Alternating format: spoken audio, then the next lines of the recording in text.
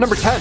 Rope makers. My arms are tired just thinking of this one already. Here we go. The Victorian era saw physically demanding work, especially, of course, in rope making factories. Today they have machines spin and get everything done in 6 seconds. Back then, you had to do it by hand. Their job involved the process of twisting these fibers again by hand, typically hemp or other materials, into these ropes using large manual machines. Now these workers would feed the fibers into the spinning machines, which required quite a tremendous amount of strength and stamina to operate these things in the first place. Then the repetitive motion of twisting the fibers into ropes, this took hours. This took tolls on their bodies, and of course this often led to strained or pulled muscles. It's like a tug of war, but that's your job forever. That's a nightmare. The job required precision and skill to ensure the ropes were properly formed and durable, because, you know, the town's construction sites were relying on these ropes to work. Nobody wants a lousy rope. I'm going rock climbing this weekend, and I'm going to think of lousy rope when I'm at the top. Get all shaky. Number 9. Asylum attendants. When the dancing plague happened, you know, back then, city officials didn't call in medical experts, but instead they called in a band to play music while these convulsing victims danced. So when we think of mental health and how it was treated back in Victorian times and history, it's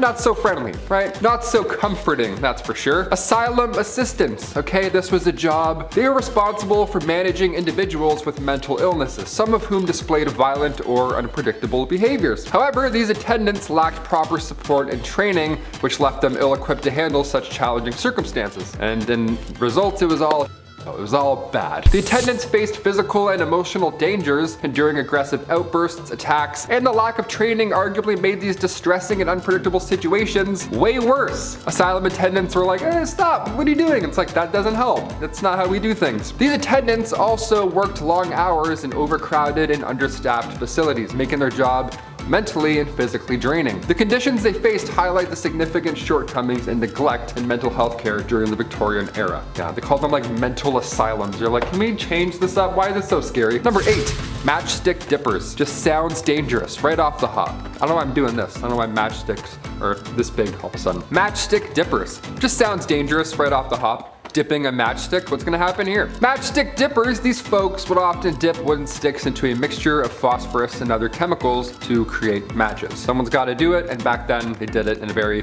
dangerous way. Process of coating the sticks in the phosphorus mixture exposed workers to toxic fumes and harmful substances. Prolonged exposure to phosphorus led to a condition known as phossy jaw, which caused excruciating pain and disfigurement of the jawbone. Phossy jaw. They should make it sound less fun maybe, I don't know. Matchstick dippers, predominantly young women, suffered from serious health issues, including bone deterioration and necrosis. Furthermore, the work environment was loaded with fire hazards, of course, as phosphorus is highly flammable, science. The combination of toxic substances, long working hours, and the risk of factory fires every minute of every day made matchstick dipping a very dangerous, life-threatening occupation during this time. Even now, I'm like, I don't want to be anywhere near any phosphorus. Thank you. Number 7, crossing sweepers. Back in the Victorian era, crossing sweepers were these individuals who earned a living by sweeping and clearing the streets for pedestrians to cross, right? Today we have the big scary thing with wheels, the big scary Decepticon looking truck that goes by and blows debris into your eyes with the spinning brushes. In the olden days, that was done by hand, just one dude. Streets during this time were often dirty and filled with mud, horse and other debris, just everything bad was on the streets. Crossing sweepers used brooms and brushes to create a clear path. And in return, they would ask you for a small tip or payment from those who used their services. They're like, here, I cleared literal for you. How about $1?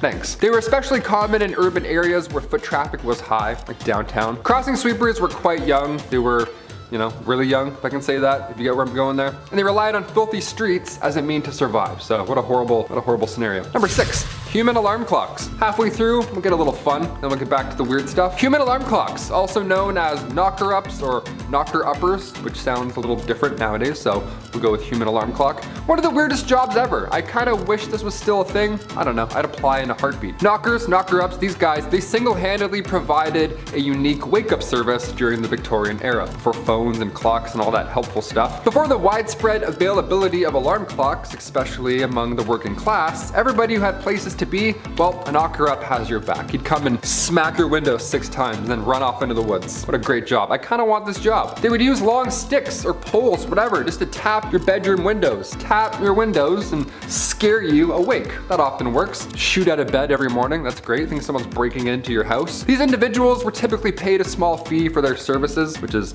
wild considering what they're doing. Knocker-ups played a crucial role in the industrial areas. With the rise of affordable alarm clocks, the need for these guys sadly disappeared. But you know what? Let's bring it back. Let's get rid of alarm clocks. They're all scary. Get these guys to come and tap on your window. Hey, you have work, get out. You're like, thanks sir, please get out. Number 5. Hand stitchers. Yeah, this one's not as stinky, sure, when you think of these jobs, but it still sucked. With the rise of industrialization, many garments and household items were still hand sewn. Hand stitchers, again, often young women, they would sew clothing, linens, and other products using needles and thread. They worked in tight factories, overcrowded workshops, or sometimes in their own homes, often under poor conditions and for low wages, really low wages. The demand for hand-stitched goods remained high as mass production techniques weren't widespread yet. It was close, but once sewing machines came into the picture, yeah, it eventually led to the decline of hand stitchers, which is good, right? I don't know, I'm torn because part of me is like, awesome, they don't have to do that by hand anymore. Then I'm like, their only job was replaced by machines. So I'm like, I don't know, I really don't have this one. Number 4, bone grubbers. Again, sounds like it's gonna suck just from the name. A bone grubber? What does that do? Bone grubbers were these individuals who scavenged animal bones for various purposes. They liked all the bones. That's all I'll say. They loved any and all bones. You can figure it out. They collected bones from landfills, battlefields, and even graveyards. These bones were used for making fertilizer, bone meal,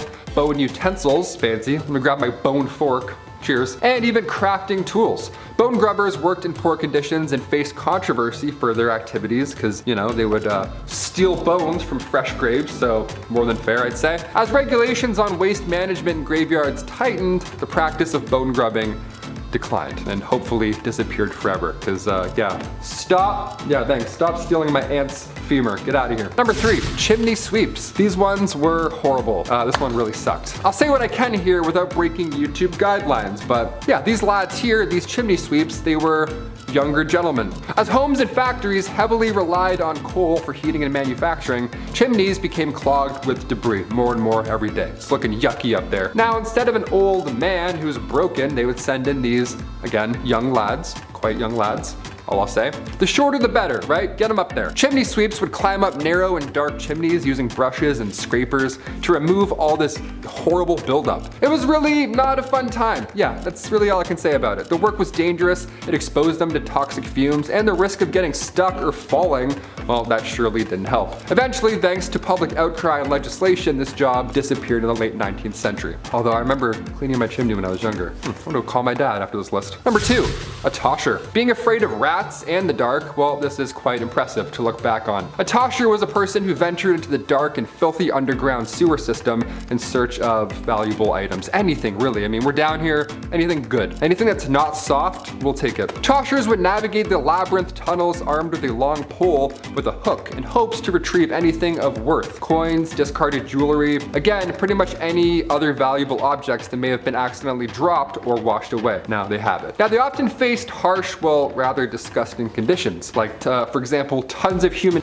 that's definitely down there for sure, toxic gases, disease-ridden water, tons of rats, more human and given the era, there was a risk of collapsing tunnels all around you. So really the worst job you could think of in the Victorian era. Toshers relied on this hazardous occupation as a means of survival. It was all they got. Whatever you lost was all they had to live off. So what a terrible era, horrible job. And finally, number 1. During the Victorian era, grave robbers emerged, just all of them out of nowhere. They're like, yes, with their shovels, due to the high demand in medical research, okay? You give someone a body, they give you some money. That's all they had back then. No paperwork, in and out, boom. With a limited legal supply, these individuals resorted to stealing freshly buried corpses, targeting the graves of the poor and marginalized. Yeah, history's so scary, so disgusting. Armed with shovels, again, just coming out of the bushes with their shovels in hand, with their weird, I don't know, who does this? They operated at night, of course, employing various techniques to avoid detection. Obviously, they did this like they were Batman. They didn't want to get caught because that's a little illegal. The stolen bodies were then sold to medical schools and private lectures. Public outrage led to the Autonomy Act of 1832.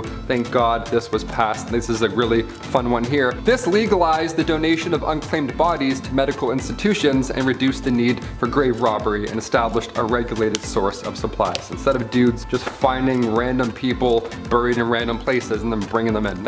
I'm glad we got rid of that. That's good. I thought dissecting a frog in science, I thought that was weird, but where'd those frogs come from? You know what I mean? Number 10, it's just a cold sore. The Victorian era is cool. The art, the fashion, and technology of the time, I think, are always fun to take a look at, especially since steampunk has its roots in the Victorian era, and who doesn't like steampunk? Come on, there's just a lot of cool steampunk stuff. And honestly, we haven't seen a lot of that in a long time. We need more. We need more. Something not so cool from that era, however, was what you could catch from another person should you decide to take up a bed with another person.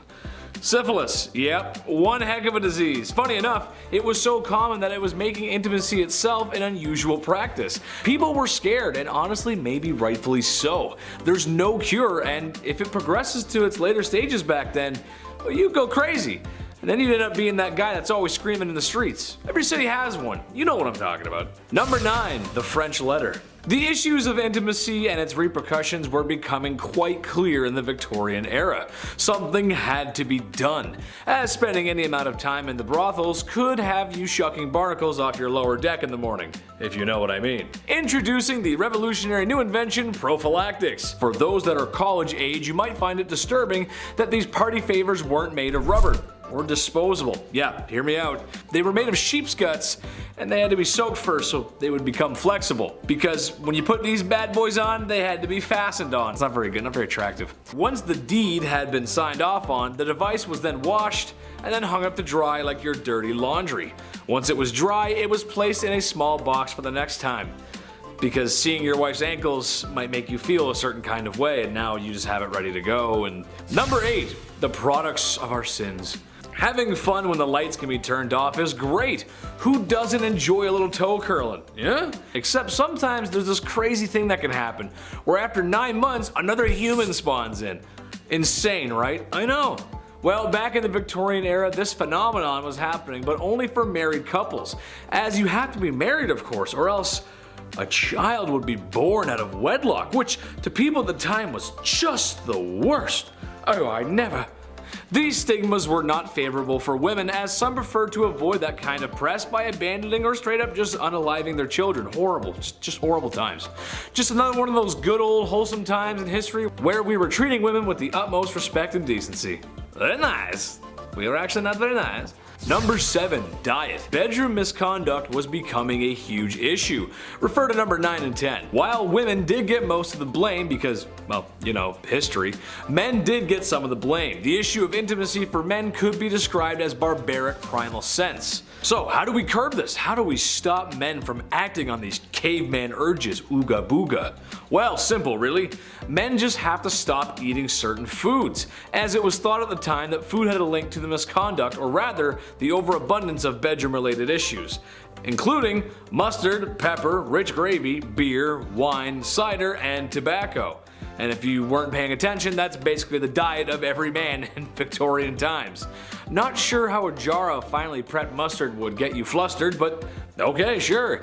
The beer makes sense though, you know, have a few beers, and even the mop leaning over in the corner looks pretty lonely, and boy, that mop has lovely hair. Number 6, job market. Ladies of the evening, women of the night. Women who make beds go bump in the night. They were everywhere in Victorian London, a lot. It's partially related to some of the points I previously mentioned. Now, I'm not here to say it's necessarily a bad thing. Personally, I don't think it is. As they say, it's the oldest profession in the book, with an estimated 80,000 women working in the night by the late 1890s. You'd have to be crazy to miss that. I mean, they were literally everywhere. With numbers like that, there's something for everyone and in varying price ranges, as they can be found in brothels or townhomes set up by the wealthy men for their mistresses, pretty much anywhere trouble likes to spawn.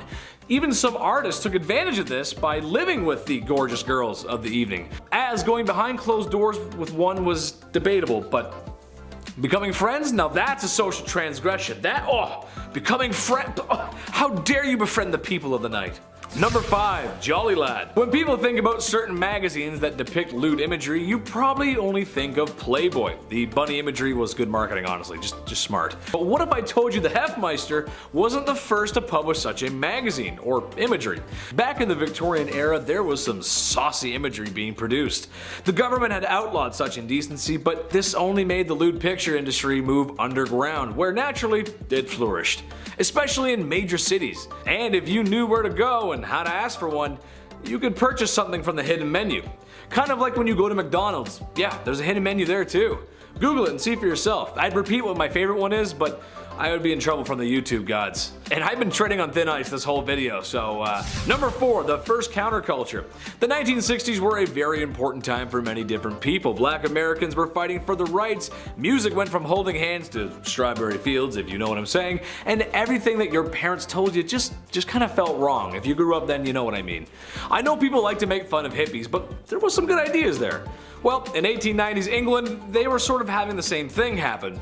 Obviously, not as strong as a push as it was in the 60s, but still. Basically, after all the oppression towards bedroom relations, people began to open up. Not literally, just open up thinking-wise. That's really gross, don't repeat that. There's only one way we all got here. Unless you're a test tube baby, of course. In that case, thank you for watching CT133576-2. To some historians, this makes sense. When you push and push for things to happen or ban, eventually people will push back, especially if it's something like bedroom time. Everybody likes a little bit of bedroom time. Valentine's Day wasn't too long ago. Remember that? It was good. It was fun. It was good fun. Number 3, Jack the Ripper. While the man's numbers don't compare to any of the other horrible people in history, he's unusual because of his brutality and the fact that he was never caught. Jack the Ripper was maybe the first modern serial unaliver. He haunted the streets of Victorian London and is responsible for claiming multiple women's lives, women of the evening to be exact, and they began to know the name Jack the Ripper. Now, we'll probably just have to show you pictures of Victorian London or maybe some B-roll of a shadowy figure because there ain't no way we can show the crime scenes. There's probably a dozen different theories on who done it. Some say it was multiple men using his name as an alias, some say it was Prince Albert, there's even some who suggest that he was a she, and which explains why women were so easy to go off with Jack. That actually kind of makes sense to me at least, and why no one really would be looking for a woman back then. Kind of makes sense. Anyway, be careful out there, ladies. Just be careful. Number 2, Queen Victoria. It seems old Blighty herself may have been a tad more promiscuous than you'd think a royal to be. Well, not with other men, but her husband, who in her diary claims to be the love of her life, which honestly is kind of sweet and romantic. That's nice. One thing that I find interesting, however, is that while lewd images were outlawed, the Queen may have commissioned a painting of herself that was quite risque for the time, to gift to her husband, of course. Hypocrisy much? I say lewd, but it was probably just in her loose-fitting clothes with maybe like an ankle showing or something. Still, unusual behavior for the Queen. I'll remember that for next time, Blight. I'll remember that. Number 1, Prince Albert. If you've ever stepped foot into a tattoo parlor, then you might know where I'm going with this. Prince Albert, the husband of Queen Victoria, had some controversy circulating his name. One, because he shares a name with another Prince Albert who was speculated to be Jack the Ripper, but also because of a very unique piercing. Go ahead and take a guess where that piercing is. Yeah, I didn't think so. As a man, if your anatomy could be described by an internet comedian using moderately funny euphemisms, then the piercing would go through your German army helmet. That makes sense, right? The horror. The absolute horror. It's rumored that he had one of these piercings. Did he? I'm not sure. But if it means anything to you, Nicholas II had a tattoo, so it's not completely out of the realm of possibility. Number 10, no calling, no gifts. This is a time in history when men were told to be gentlemen and women told to be ladies. Naturally, that came with some weird social practices. For instance, women were discouraged from accepting gifts from men. Personally, I like to give my girlfriend flowers and chocolate. I'm a classic guy, what can I say? Can't go wrong with that. However, even if a handsome silver-tongued devil such as myself were to give some flowers and the finest dark chocolate a 7-Eleven has to offer, and a most promising woman were to accept said gifts, she may not be able to call me back. Literally because, well, the phone isn't exactly a thing yet, and also because that's something else women were just discouraged from doing. Call on a man? No way, Jose! Even if he is super nice and waiting for a genuine response. One etiquette guidebook from 1882 called any woman who calls on a man ill-bred and positively improper to do so. I like when people give me flowers and chocolate. Maybe call me sometimes, I'm a little lonely. Number 9. Act like a lady. How dare ladies do anything unladylike? Oh, said every man ever in the Victorian era. This is a time in history when ladies gotta be ladylike. That means makeup, corsets, and don't you dare do anything masculine. Oh, that's me angry. This is still a time when food isn't the greatest either, so imagine if you got an upset tummy at the dinner table. Happens to me a lot. You've got a handsome prince that your parents have arranged for you to marry. When you go to greet him, you do it with a simple gesture, as kneeling to curtsy could turn your linens a certain shade of embarrassment that 1800 stain cleaning technology could never wash away. You'd poop yourself. Where's Billy Mays when you need him, right? How dare women do such things as go number 2, or even worse, break wind? Oh, the nerve. That's just the way it went, folks. I don't make the rules. Number 8. Charged with love. Naturally, this was the past, and not being open to homosexuality was just the way it was. Especially when tucking yourself into bed at night alone wasn't allowed either. Homosexuality just wasn't gonna happen. They just weren't gonna be approved of it. It's just how it goes. It sucks. However, it's almost as if there's been love on this earth since day one, and to stop that kind of love, it's just silly, man. Wherever I go, everyone is welcome on this channel or my Twitch. Chetty loves everyone, because in reality, this is a time period where you could wind up in jail for that kind of love. And as Austin Powers would say, that's just not very groovy, baby, yeah. Strangely enough, homosexual relationships between women might have been completely overlooked, as they were sometimes mistaken for women being friends. Yeah, I know. Some women even lived together, but given that they probably needed each other for financial support, people just kind of thought that's how it went, and they ignored it. It's like they live together, and like you start putting the pieces together, and it's like, you know, I don't know, something weird going on there. But love everybody, come on, be nice. Number 7, a good thing. If I'm talking about medieval times, there's a good chance I'm gonna bring up the super not cool, not fun, do not condone or support the behavior of marrying a woman at the age of 12. Yucky. In part 1, I mentioned that there was a ton of corners and streets being worked by the only other job besides street cleaners at 3 a.m. by women. However, after venereal disease was becoming a serious issue, it was getting pretty bad. It was becoming clear that a lot of people who were getting sick were young women, like 11 to 16 age group. Ooh. Which I shouldn't have to tell you is bad. That's pretty bad, dude. When I was 16, I was rocking Black Ops 2, hanging out with my buddies, and partying hard in the summer. I got a lot of good stories, maybe I'll share them one day. Catching all that nasty stuff is no way to spend your youth, so thank God the government changed the age of consent to 16 years old, which I know is not a solution for everything that was going on, but it was a small step forward in the right direction. That's what we like, good history, moving forward. We like that, Chetty likes. Number 6, the seamstress.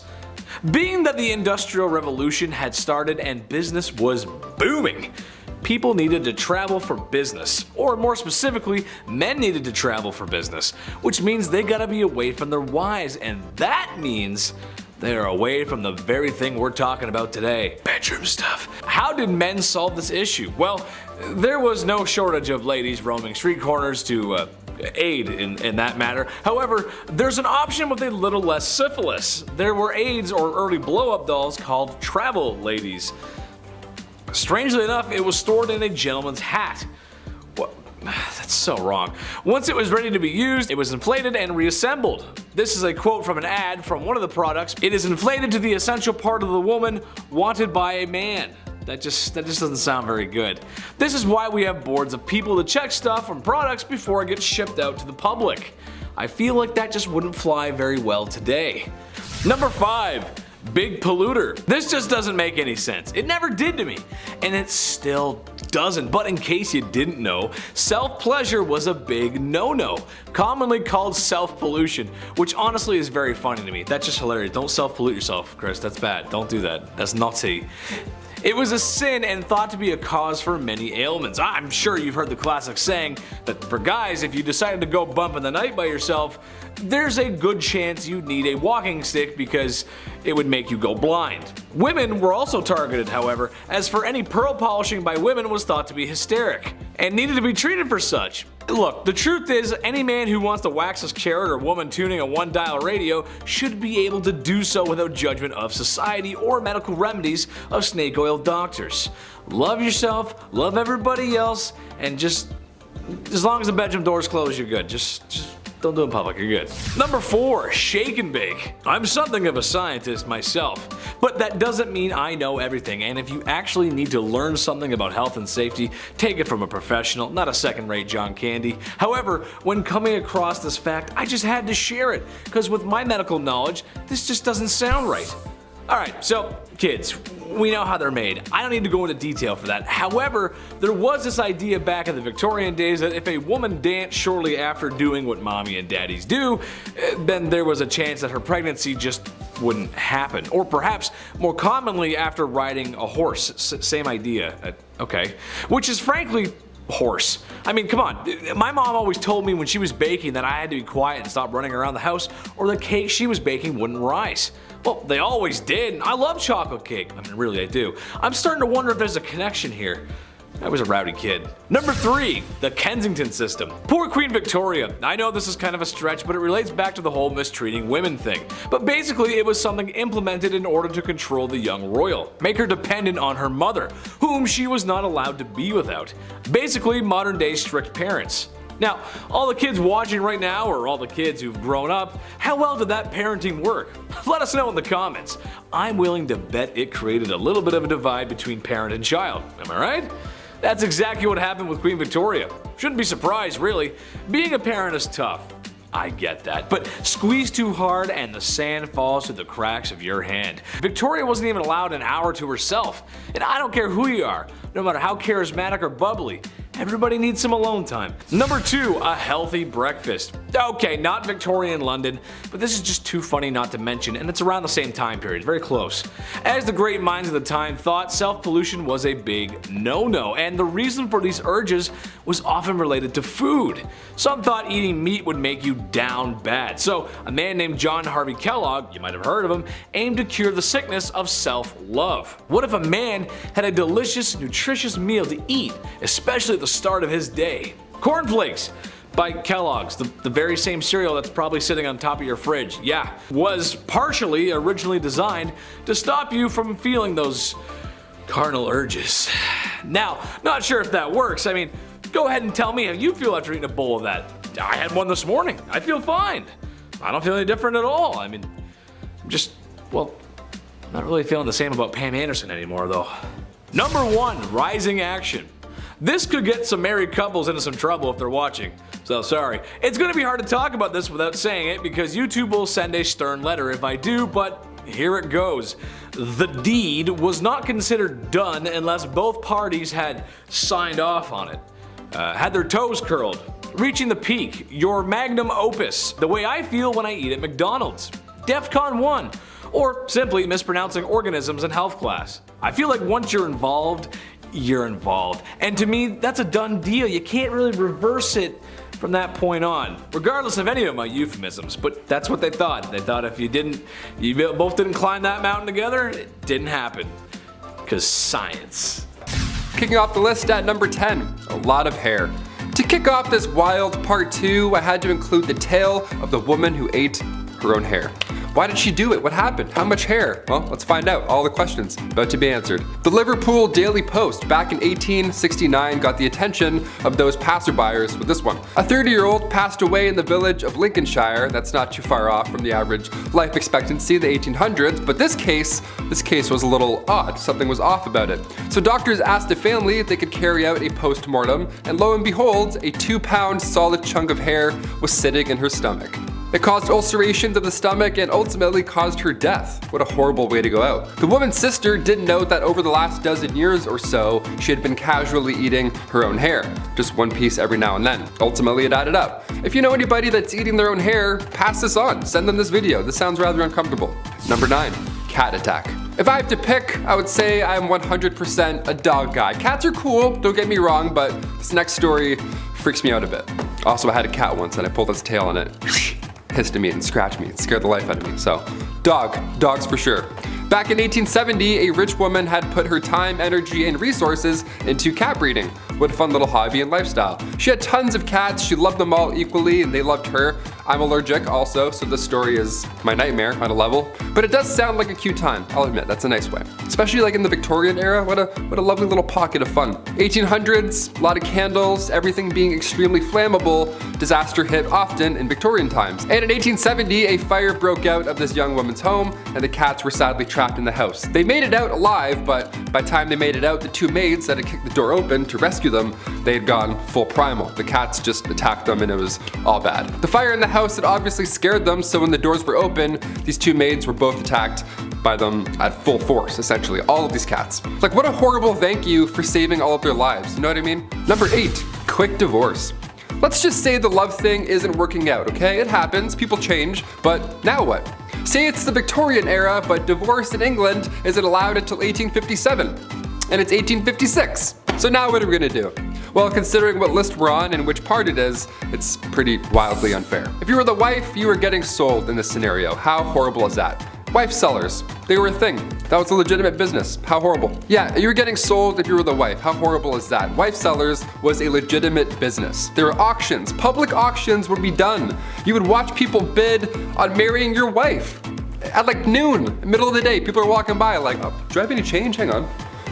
This is insane. One real sale that happened in 1862 was in Selby. The asking price was a beer. The asking price for this person's wife was 1 pint. Sold, just like that. That's crazy. Sold, drank, now I'm married. That's insane. Other times, most of the time, it was a rather expensive exchange. I feel like there are plenty of cases where this would honestly be the ideal scenario. Just get it done in one day, whatever. Peace. See you again. Bye. You're the worst. Number 7, the Great Famine. We're gonna lean out of wife selling for a hot minute and include the boys for this one. Yeah, come on back in, you're all guilty. The Great Famine took out everybody, not just Victorian women, of course. Back in 1845, potato crop that a lot of the Irish population was relying on was no longer available all of a sudden. A group of microorganisms just wiped them out, just like that, and in result, around 1 million folks died or had to leave. It was draconian law and British ruling that made the exported food hard to reach people that really needed it. So this famine led to Irish independence and anti-union movements. Little fun bit of history I had to include on this one. Number 6, the Brooklyn Theater Stampede. And we're back to absolute horribleness. Here we go. I love the theater. When the pandemic shut down plays, I actually felt pretty sad. I like sitting in full rooms watching a guy in a fake wig monologue about Mozart. Like, that's my ideal Saturday night. That's the best. I don't want that to not be a thing anymore. I love theater. But today we have an obnoxious amount of distractions that can take you out of the experience. Guy's texting, fighting his ex-girlfriend 2 rows ahead of me. I'm trying to watch Joseph and the Amazing Technicolor Dreamcoat. And I'm like, man, it's not the same anymore. Theater's not the same anymore. Turn off your phone. Throw a tomato at him. It can be distracting. Exit signs can also be pretty distracting. But we need them. We definitely need them. Because in 1876, the Brooklyn Theater caught fire after a single lantern fell over on stage during a performance. This was 1876. Everybody was wearing flammable attire. There aren't emergency exits yet. A fire marshal hadn't come in and counted heads at this point, so it was a disaster. 278 people lost their lives. A monument was put up after the incident. It shook the town. It was absolutely horrible. I read about this and I was like, that's horrible. We got included in. This is a horrible list. Number 5, the hobble skirt. Yeah, so when people can't get out of burning theaters, it's stuff like this to blame. Just from this 1910 headline alone, I'm glad we don't have hobble skirts anymore. The June 12, 1910 headline reads, "The hobble skirt is the latest freak in women's fashions." The latest freak. Skirts that are so tight around the ankle that locomotion is seriously impeded and speed is impossible. Nice. I'll take 2, debit. Doesn't that sound like a bad time? Why would anyone want this? Sounds like you're gonna be late for everything. French designer Paul Poirier made these to free the bust, to free the, have a lot of room in here, whilst shackling the legs. So you in turn you can't move. Just what you need to move around uneven stone roads, I guess. Love the practicality on this one, Paul, thanks. Despite how ridiculous and unsafe the hobble skirt looks and acts, only the wealthy could afford such a thing. Shoot! Oh man, must be nice. I'll just be over here wearing jeans like an idiot. Middle and lower class women wore skirts with slits or buttons so they could, actually walk around. Yeah, what fools. Oh, sorry, you want a button? I don't speak broke, sweetie.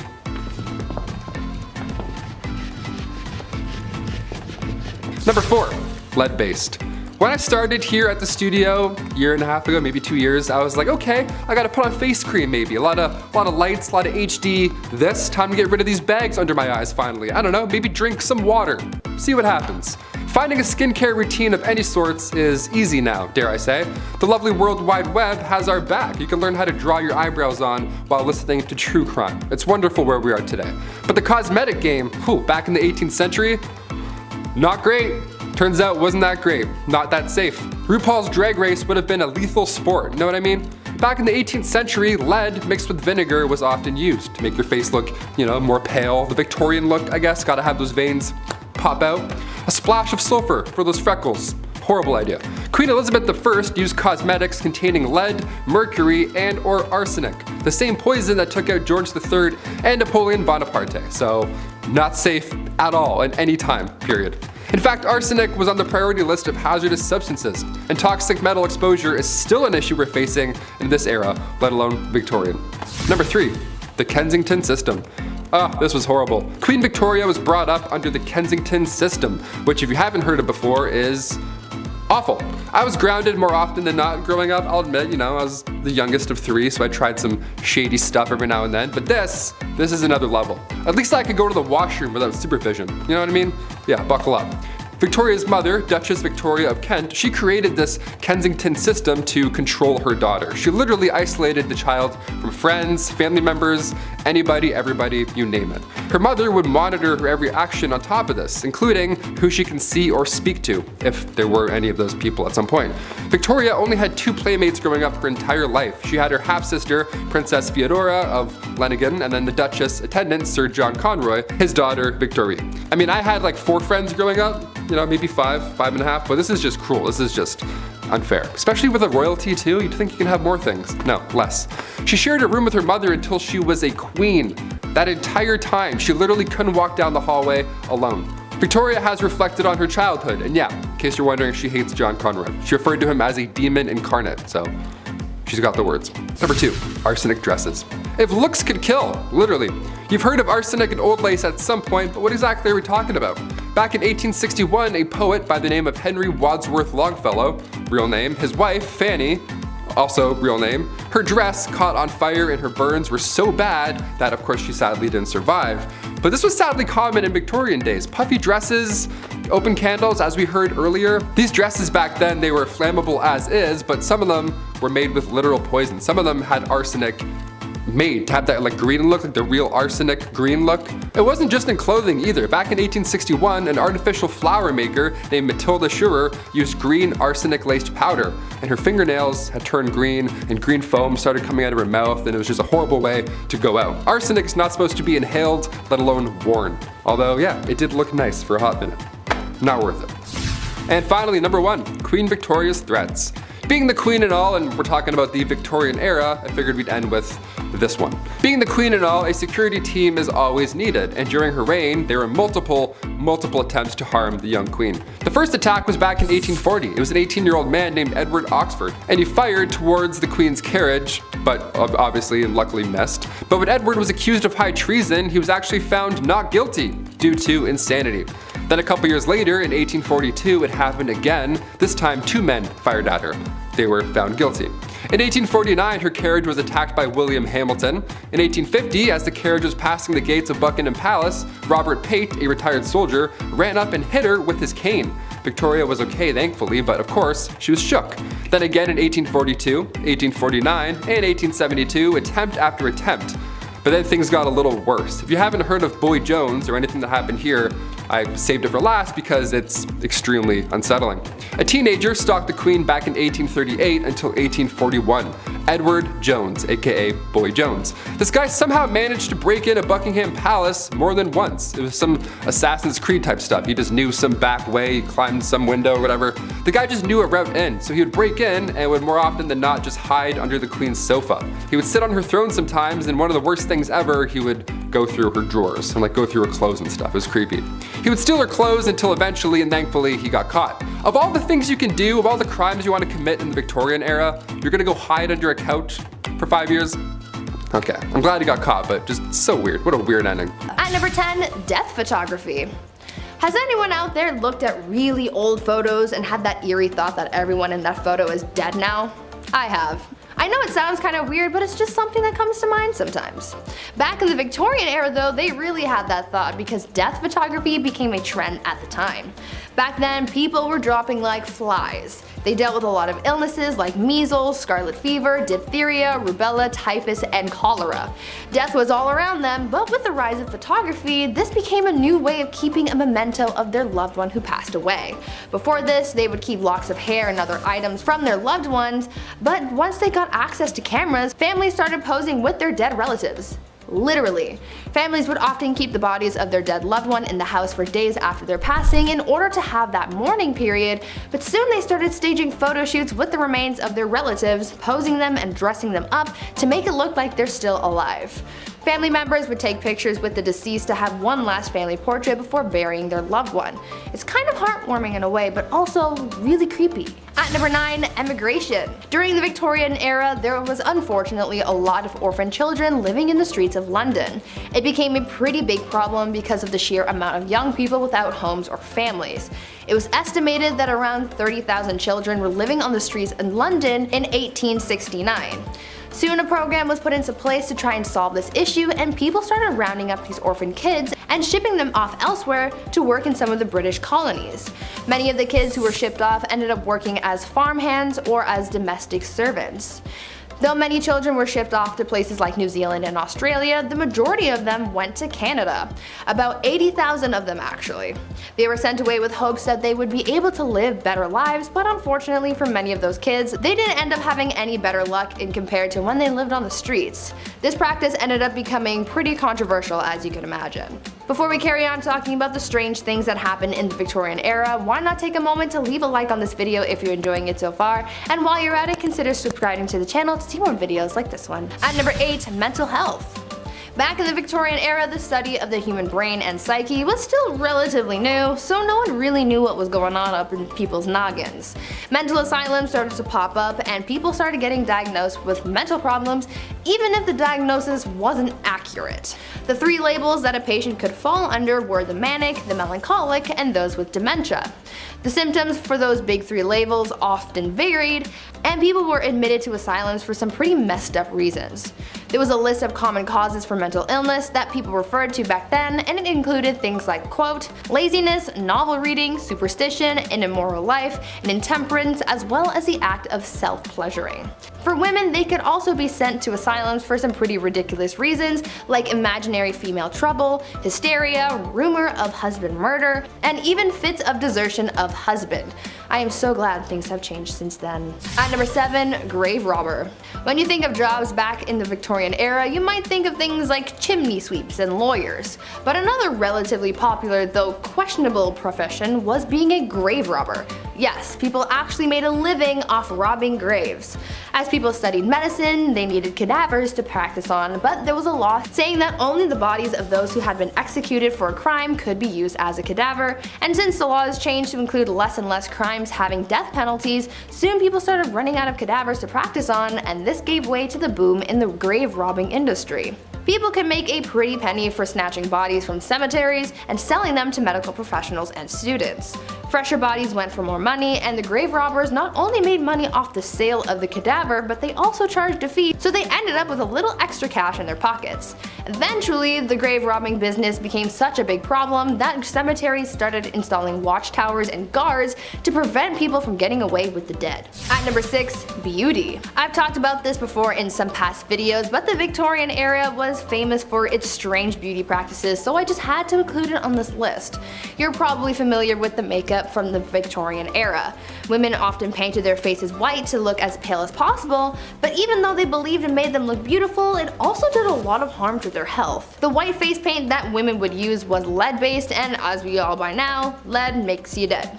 But this white lead paint isn't the only thing that harmed people's skin. Women would also wash their faces with ammonia to make their skin look paler. At night, women would rub opium on their faces, and if they were really dedicated to their beauty regime, they would also ingest arsenic. They were literally poisoning themselves in the name of beauty.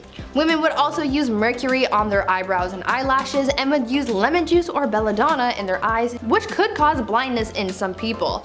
Once again, I'm glad things have changed. At number 5, no divorce.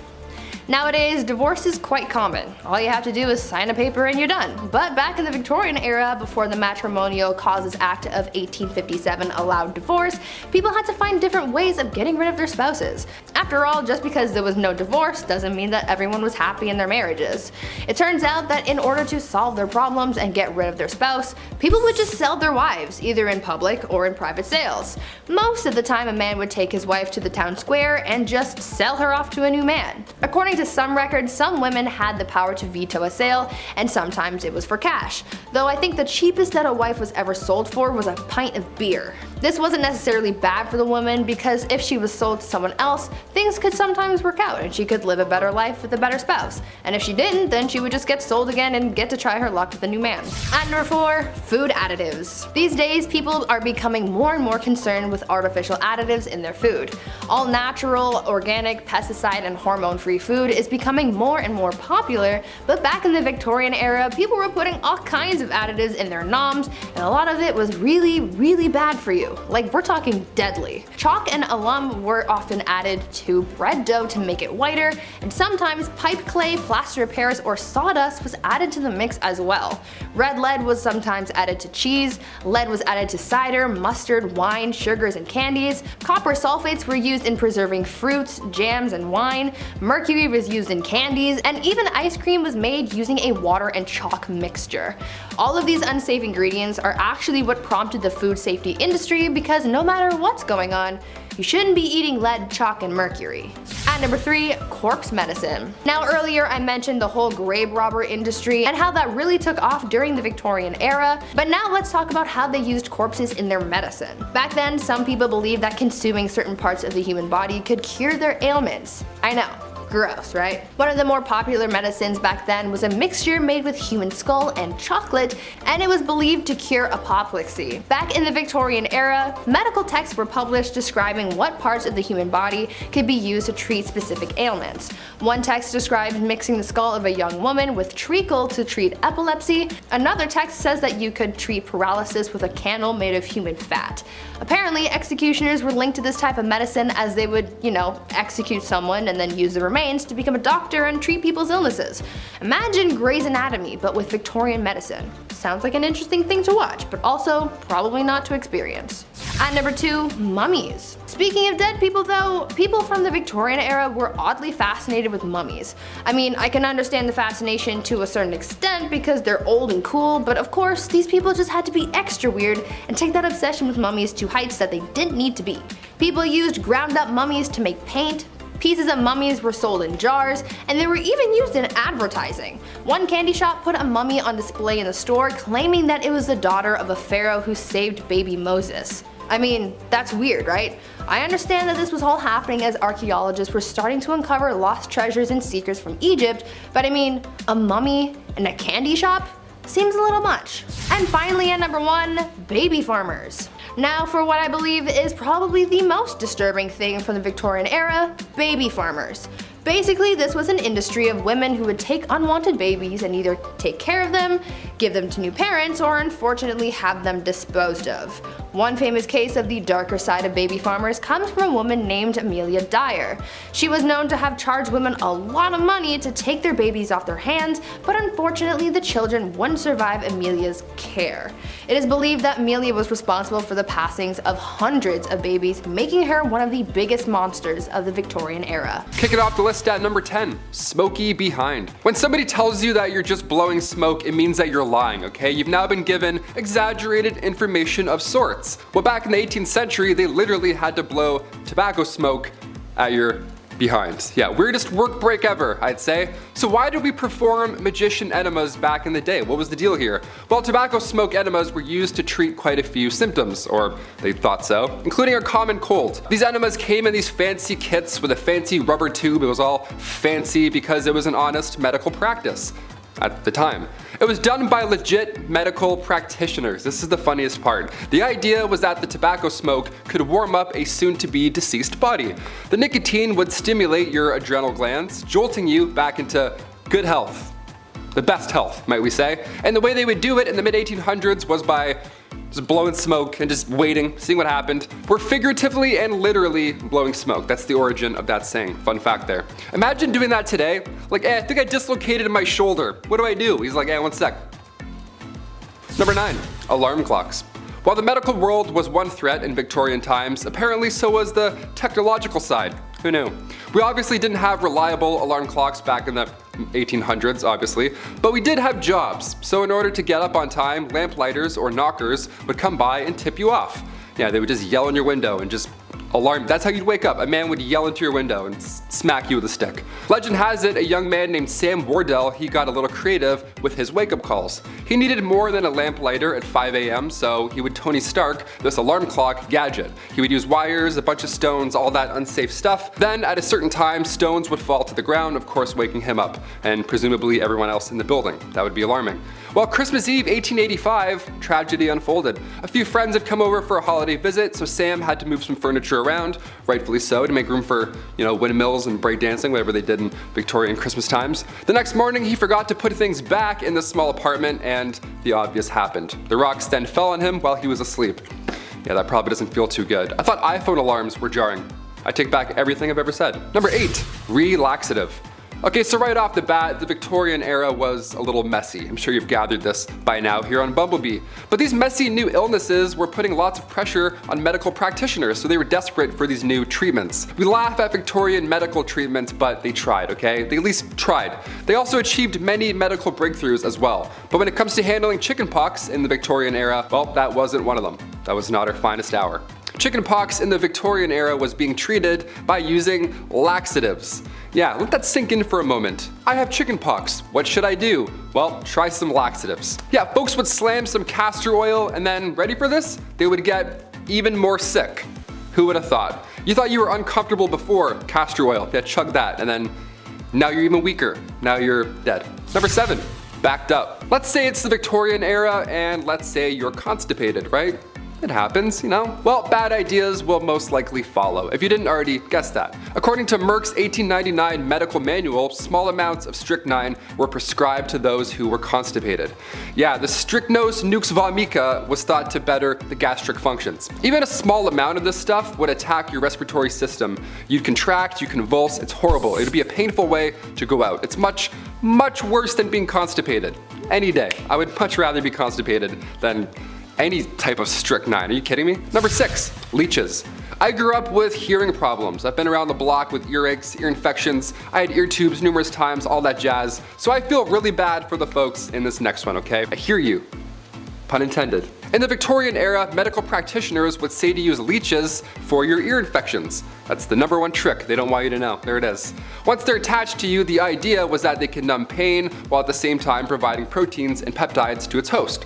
So on paper, again, the idea made sense, but the science didn't quite follow, did it? It wasn't entirely hopeless though. Recently in 2004, the FDA reintroduced leeches to the medical world, because their bite can break up blood clots and induce blood flow. So it's not entirely hopeless. We talked about leech collectors on this channel before, so of course we have to talk about more of the science that they were hoping to achieve with it, right?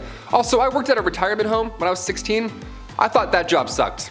Imagine being a leech collector? No way. Number 5, cat attacks. If I had to pick, I would of course say I'm 100% a dog person. I grew up with 2 cats, I'm allergic. I grew up with 2 dogs, not allergic. Dog guy all the way, sorry. Cats are cool, but this next story just totally freaked me out. Back in 1870, this rich woman had put her time, energy, and resources into cat breeding. How lovely is that? She had tons of cats, she loved all of them, and they loved her. Again, I'm allergic, so I'm already sneezing just reading about this story. It was the 1800s, okay? A lot of candles, everything was obviously extremely flammable, and disaster hit often in Victorian times. And in 1870, a fire broke out at this young woman's home.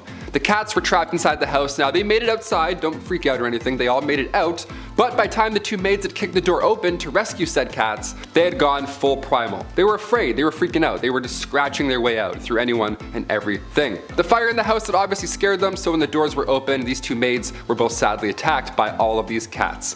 What a horrible thank you for saving all of their lives. I pulled my cat's tail when I was younger. I learned real quick, never to do that ever again. Number 4, hiccups. Today we have many cures for hiccups. Yeah, you gotta get scared or hold your breath or drink water like while you're doing a handstand. I don't know, everyone's got weird ideas, whatever. But nothing was as dangerous as the Victorian era hiccup cure. Yeah, ready for this one? Don't try it. This one's scarier than a jump scare, that's for sure. In 1899, again in the good old Merck medical manual, it recommended using chloroform to cure your hiccups. Yeah, just completely damage your entire nervous system and poison your kidneys, for sure. To get rid of hiccups, that's way better. This 19th century anesthetic was not a solution. Never try this. Continue scaring your family and friends. That's definitely the way we handle hiccups now. Number 3, tapeworms. Back in the Victorian times, they really figured out the trick to weight loss. Yeah, was it watching what you eat, maybe counting your steps, maybe getting a gym membership, something like that? Nope, and no way. No, it was way easier than all those things combined. Can you believe that? And you didn't even have to pull back on how much you were consuming. Doesn't this sound fascinating? What is this? Well, all you needed was a handy tapeworm. Yep, I don't have one. I don't know why I pointed. That'd be gross if I had one. Yeah, tapeworm. You know those things that can kill you today if you get one?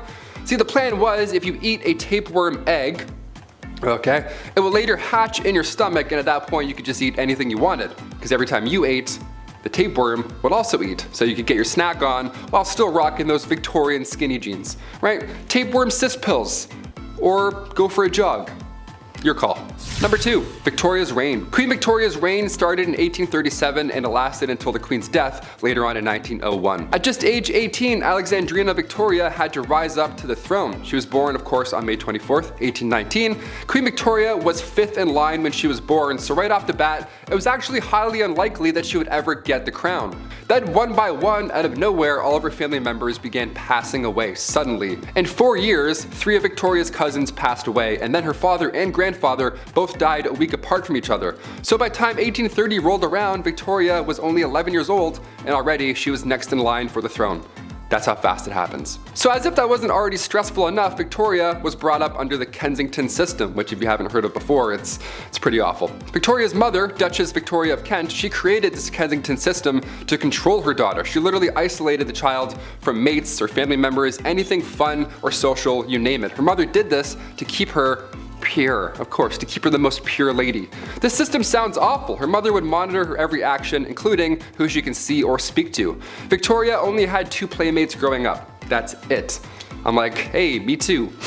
She had her half-sister, Princess Fedora of Leamington, and the Duchess attendant Sir John Conroy, his daughter, Victoire. I mean, only 3 friends growing up, that's cruel. She shared a room with her mother until she was finally queen. Yeah, she couldn't walk down the hallway alone at any point. She had to always walk with her mother by her side, even to the washroom. That's crazy. Victoria has reflected on her childhood since, and yeah, she hates John Conroy for manipulating her mother, and she actually refers to him as Demon Incarnate, so that's good. It's a nice nickname. Incarnate? He's a demon. He's the worst. Let's just call him that. Finally, number 1, royal enemies. Being the queen and all, a security team is of course needed at all times. And during her reign, there were multiple attempts to harm the young Queen Victoria. The first attack was back in 1840. It was a young guy named Edward Oxford, and he attacked the Queen's carriage. Just ran at it like a crazy guy. Obviously, and thankfully, nothing happened. But when Edward was later accused of high treason, he was actually found not guilty due to insanity. Then a couple years later, in 1842, it happened again, but this time it was 2 men attacking the carriage. And then in 1849, her carriage was attacked by William Hamilton. In 1850, as the carriage was passing the gates of Buckingham Palace, Robert Pate, a retired soldier, ran up and hit the carriage with his cane. He was going nuts as well. Everyone wants this carriage. This is like the ultimate, no one's getting through this carriage apparently. Victoria was okay, luckily, but of course she was shook after all these events. Then again in 1842, 1849, 1872, attempt after attempt, it was horrifying.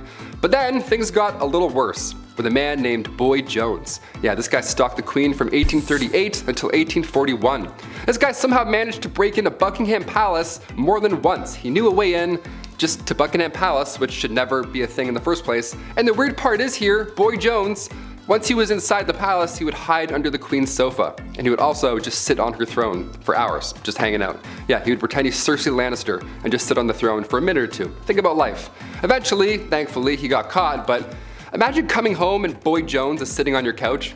You're like, what are you doing? Take that shirt off, get out of here. Getting us started at number 10 is top hats. A top hat is an iconic image. You can see them in old black and white movies or on logos such as Mr. Peanut. But why were top hats created and why were they so trendy? Well, there's multiple reasons actually. Men and women were already wearing hats and bonnets to protect their heads from rain, wind, and the soot from local smokestacks. As a result, hats were already quite a trendy wear. However, the true reason for its popularity is what it represented. The top hat quickly became symbolic of status, power, and masculinity. From 1850 to 1900, men wore top hats for business, pleasure, and formal occasions. Certain colors were even associated with certain times of day. For example, a black top hat was for day or night, making its wearer feel taller, more handsome, even suave. Some were even reported to be a height of 12 to 14 inches tall. Top hats, amongst other hats of this era, also required ridiculous upkeep, such as being brushed, boiled regularly, powdered, etc. They also tend to contain mercury poison. As time progressed, we found other ways to overcompensate as well as accessorize our heads, so it's easier to see why the top hat never made a comeback. Number 9 in the countdown is women and their flirty fans. When you see a gentleman caller across the room, you may want to send him a hint that you're picking up the vibe that his top hat is putting out. What better way than subliminal messaging with an item you're already carrying? In Victorian times, women carried fans due to fainting spells, which were really just the result of their excessively tight and heavy garments, something we'll cover later in the video. In 1827, a fan maker from Paris, Bumblebee, published a leaflet explaining the language behind the uses of a fan. Some examples were twirling the fan in the right hand meant that I love another. Meanwhile, drawing the fan across the cheek told someone special that I love you. A fan half opened and pressed to the lips gave permission for a kiss. However, it is rumored that the less romantic truth is that the fan etiquette, such as Bumblebee leaflet, was invented in order to boost the sales of fans in the 19th century after they had fallen out of fashion following the French Revolution. Irregardless of rumors, it appears in olden times some people were using fans to get hot rather than cool down. Speaking of keeping it cool, next in our countdown at number 8 is bottomless underwear. While showing a bit of ankle may have made you a harlot, in the Victorian era every woman was walking around with crotchless undergarments. But these strange underoos were invented with a justified purpose. Due to the amount of fabric layers, steel crinolines, and tight bodices and dresses, women of the era didn't really have time to spend an hour undressing before nature calls. By creating undergarments that had holes aligned with the wearer's groin, a woman's only mission would be to hoist up as many layers as she could before popping a squat. Don't be fooled, however, that wasn't exactly easy either. Some of you may wonder what happened if Aunt Flo paid a visit while a woman was wearing an open bottom undergarment. Well, in Victorian times, menstruation hygiene was perceived very different and women quite literally let it flow. If you want to learn more, search that one up on your own. As fashion evolved and women wore fewer and lighter clothes in the early 20th century, pulling down undergarments from underneath bustles and cages was no longer a nightmare, so the crotchless undergarment was soon abandoned once more. But now it does make sense why everyone loved the high-kicking can-can dancers in 19th century Paris. Morning garb, and I don't mean pajamas, is number 7 in our countdown. Known as the monarch of mourning, Queen Victoria influenced how grieving women dressed and behaved in Europe and the United States after the passing of her husband in 1861. She famously mourned him for 40 years until her own demise, and started what's now known as the Victorian mourning etiquette. Victorian mourning etiquette came with elaborate rituals to commemorate their dead. It became normal to have incredibly elaborate and lavish funerals, curtail social behavior, and even erect statues and ornate monuments as tombstones. Mourning clothes were part of this, and they were introduced for both sexes. Set to show a family's outward display of their inner feelings after the passing of a loved one, the rules for who wore what and for how long were complicated and often outlined in popular journals or household manuals. Call that a mourner's magazine. Jokes aside, men definitely had it a lot easier. They simply wore their usual dark suits along with black gloves, hat bands, cravats, or ties. For women, especially should she be a widow, there were different levels of mourning and garb to wear as you progressed out of deep mourning and into lighter mourning and so forth. Deep mourning was of course black, but also made specifically was a crepe styling, a scratchy silk with a puffed, crimped appearance associated with mourning as it doesn't pair with any other clothing. Right. The mourner would eventually stop donning the crepe and then stop donning black. This was called slightening the mourning, before cloth colors eventually moved on to gray, mauve, then white, until the mourning period was considered complete. Number 6 in our countdown is the human hair wearers. Fun because it rhymes, but creepy for a whole slew of reasons. So, what do I mean by human hair wearers? Well, it was a tradition in Victorian era to don jewelry that had segments of human hair embossed, woven, or sealed into it. But for many Victorian people, the amount of hair involved in remembering loved ones went far beyond a little lock in a necklace. In stores and women's magazines, you could find patterns for wreaths made of hair and wire, often floral designs. Bracelets, brooches, earrings, and necklaces were also all very common. In its prime, human hair jewelry and decor was considered incredibly fashionable. It's even said that swapping locks of hair was a love token between women loving women or friends, the way that girls today might wear friendship bracelets with each other. I guess if you need a trim and you were already late on a birthday gift, you could really just kill two birds with one stone. Number 5 in the countdown is all about buggy dresses. The wealthy Victorians were very into the grandeur, looking to feed a fascination with culture especially. Beetle wing embroidery was at a peak of fame in the 18th century India, and was quickly appropriated by English visitors while military occupied the country from 1858 to 1947. Elytra, which is the hard casing over a beetle's wing, first appeared on dresses and experienced their first burst of popularity in England by the 1820s, though English women in India had likely been donning it since at least the 1780s. Material used was often white or other pale colors to help augment the reflective green tones of the beetle wing. This visual was made possible when elytra was paired with zardozi, a gold embroidery style often done on colored cottons or silks. Victorians at least didn't appropriate everything about the art form. They made patterns and styles of their own for the dresses. Elytra was sewn onto the gowns in an imitation of live beetle patterns, a reflection of Victorian interest in naturalism and zoology. Not sure why anyone wants to look like they have live bugs crawling on them, but okay. Number 4 is the casual ball gown. One of the most notable shifts in Victorian time was that fashion began to be differentiated by gender rather than class. This reflected the changing roles of women in society. And let me say, every part of Victorian women's fashion seems tortuous. You start your day layering on long crotchless underwear and tunics before strapping a metal cage to your waist. You then wear an average of 6 skirts over that, alongside bodices and corsets that would forever change the placement of your organs and potentially even suffocate you to death. The reported average weight of a Victorian dress when fully on could be anywhere between 14 and 22 pounds. But the risk doesn't end there. In fact, it was everywhere. It was estimated that between the 1850s and 1860s, 3,000 women in England died from their crinolines catching fire, as airy fabrics and hoop-supported skirts also allowed for plenty of air to circulate beneath a dress, which could also make a small flame grow out of control in seconds. In 1864, the New York Times reported that 40,000 women worldwide perished from dress-related fires. Another common occurrence was to see them pulled into machinery after walking too close and having some of the skirts catch in exposed parts. Yikes. It's no wonder that the large ball gown crinolines phased out in the late 1800s, but then bustles came in and they were worse in different ways. While more practical as it was slim on the sides and the front, it required women to sacrifice movement and comfort in order to achieve a fashionable shape like the corset did. They began to alter women's spines, ribs, and organs over time, as they required women to twist their bodies completely in order to be able to sit down. Overall, while movies and TV may make these beautiful gowns seem whimsical and ethereal, they truly were just death traps. Number 3 in the countdown is bird-brained. I enjoy my puns, but there's a reason for that one. This trend was started by the notorious Marie Antoinette, a rebel in the French courts for her outlandish fashion and accessories. Amongst her pile of powdered curls, Marie was often seen with feathered caps and bonnets. While this look became an envy for women across America and Europe, the trend did struggle to take off initially, as much of the aristocracy was perturbed by it. However, a trend is a trend, and eventually the English society was persuaded. They donned mainly ostrich, pheasant, or peacock feathers at first. Eventually entire songbirds were stuffed after their death and adorned these hats. By the late 1800s, the plume trade had decimated several species of birds, including flamingos, birds of paradise, and rosy spoonbirds. Topping the endangered list were the snowy and great egrets, as at one point their pure white feathers were worth more than gold. Promoters of the feather trade knew what they were doing and also knew that the public didn't understand the carnage that their fashion was sieging on these animals. They held that wearing feathers and whole birds brought city dwellers closer to nature, that it improved people's awareness and knowledge of bird species. Thankfully, it's due to the inevitable public awareness and then disapproval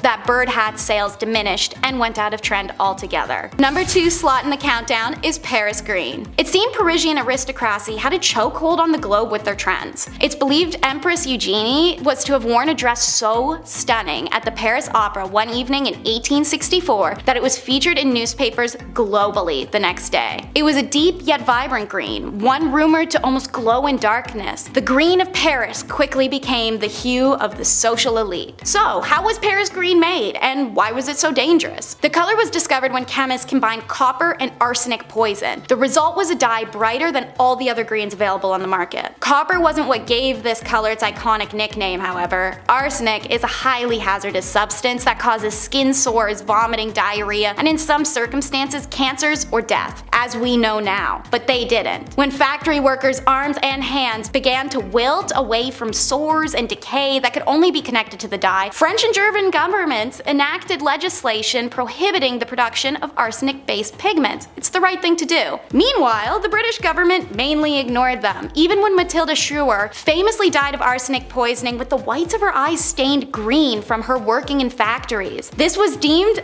accidental poisoning by the government at the time. Paris green remained popular in England until, ironically, it just went out of trend. It's a little bit of an abrupt ending, honestly. No justice for those exposed in workplaces or compensation for suffering, but nothing takes the cake quite like the Victorian trend of looking dead, which is number 1 in our countdown. You'd figure people look dead enough as is, inhaling arsenic and mercury from their clothes and shoes and hats constantly, let alone their home decor, but looking dead was the fashion of the day. This look was specifically modeled after how tuberculosis affected you. Pale skin, watery eyes, red lips. While this disease was decimating the lower status, higher status women recreated it with makeup and arsenic consumption. You heard me right. In order to get pale skin, women consumed arsenic. In order to not die from arsenic, the consumer had to follow a careful process, eating small doses to build up a tolerance. Now, arsenic is addictive, so if they at any point stopped the consumption, they would experience withdrawals such as vomiting, stomach pains, convulsions, hair loss, nervous system failure, kidney failure, delusions. The list goes on. Some women were stuck taking it for the rest of their lives. For the desired watery eye look, women would put citrus or even perfume in their eyes. Some went farther, using belladonna flower, also known as deadly nightshade, for longer lasting tears. However, being poisonous, little wonder why blindness was widely reported as a symptom of belladonna drops. No wonder it did such a good job. Red lip paint included? You guessed it, more poison. In this case, usually lead. All of these poisonous products would contribute to illnesses and facial decay. Death was of course a long-term side effect of the usage once poisoning reached its crescendo. Suffice to say, while you may really want to fit in, some trends are not worth getting on board for, especially if they'll slowly melt your face off. Number 10, the cholera belt.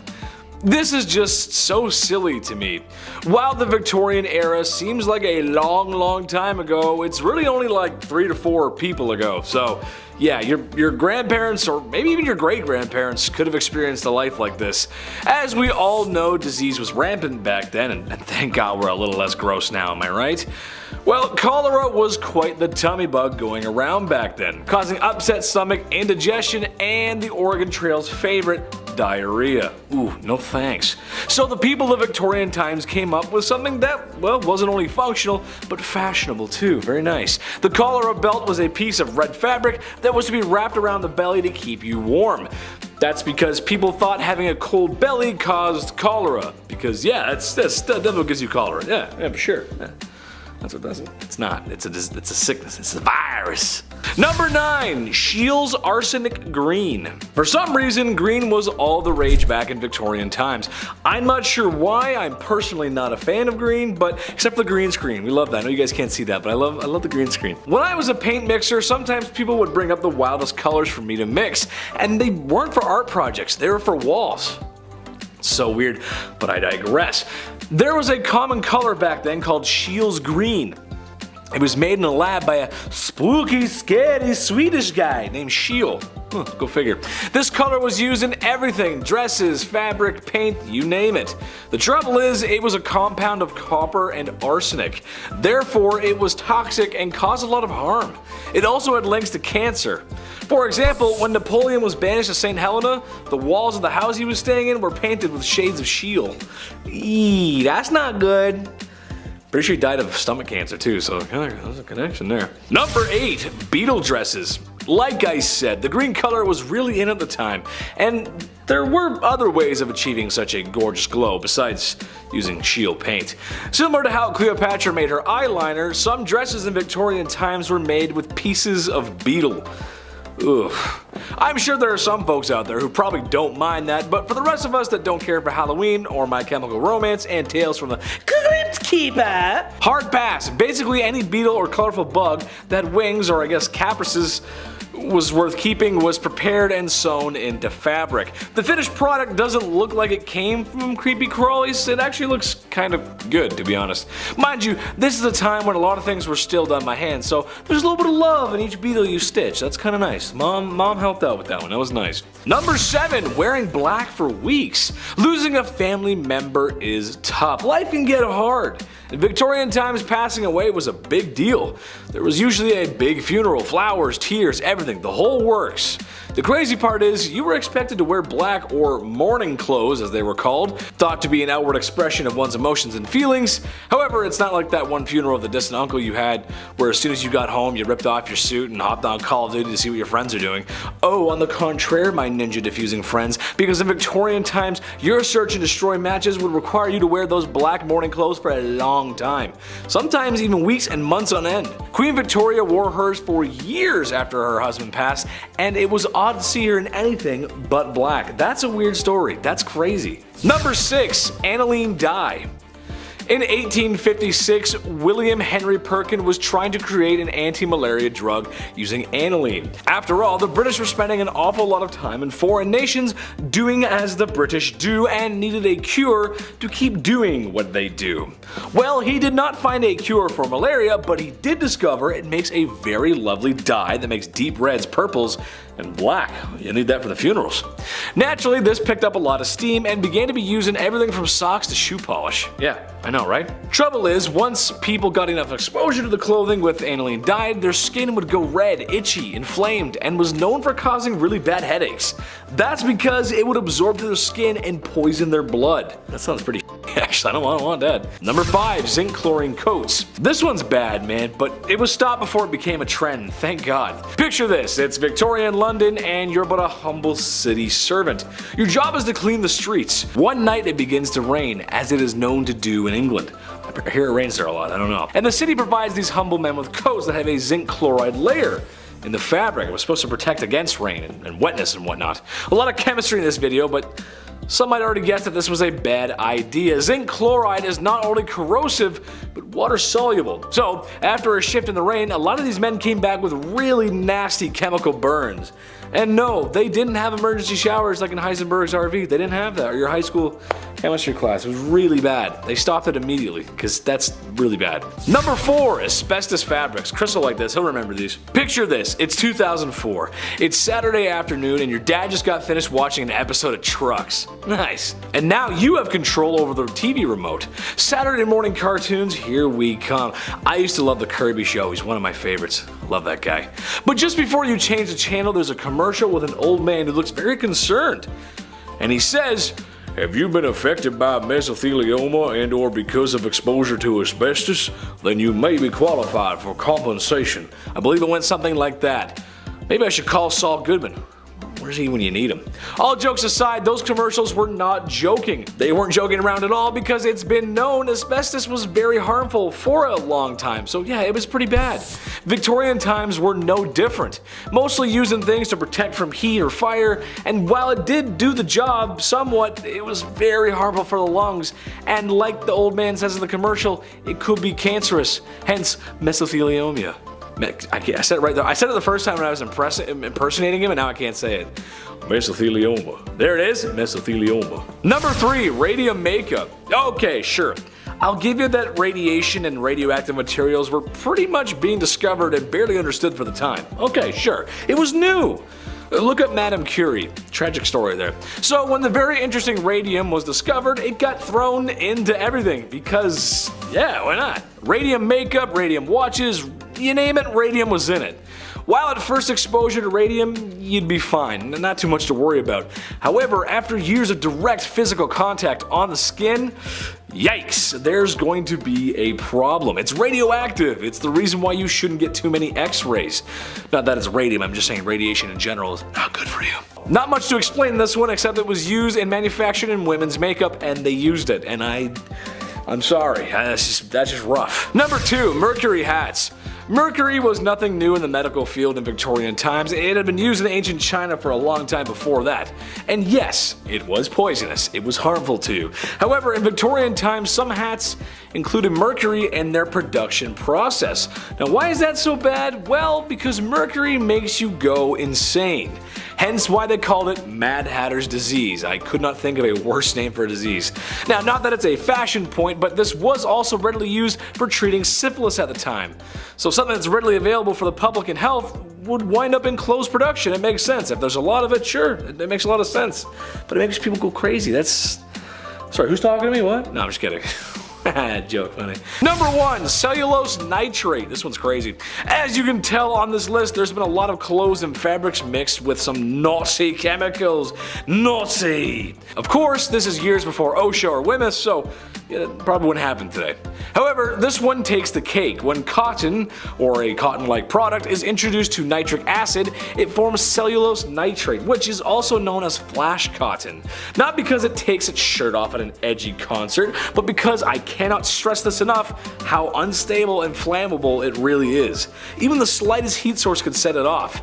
There's even stories of people spontaneously combusting after being exposed to items made with such. The lights in the studio, they'd probably set it off. That's how sensitive it is. That's pretty crazy. More sensitive than your first day to prom, you know what I'm saying? Kicking off the list at number 10, dark dining.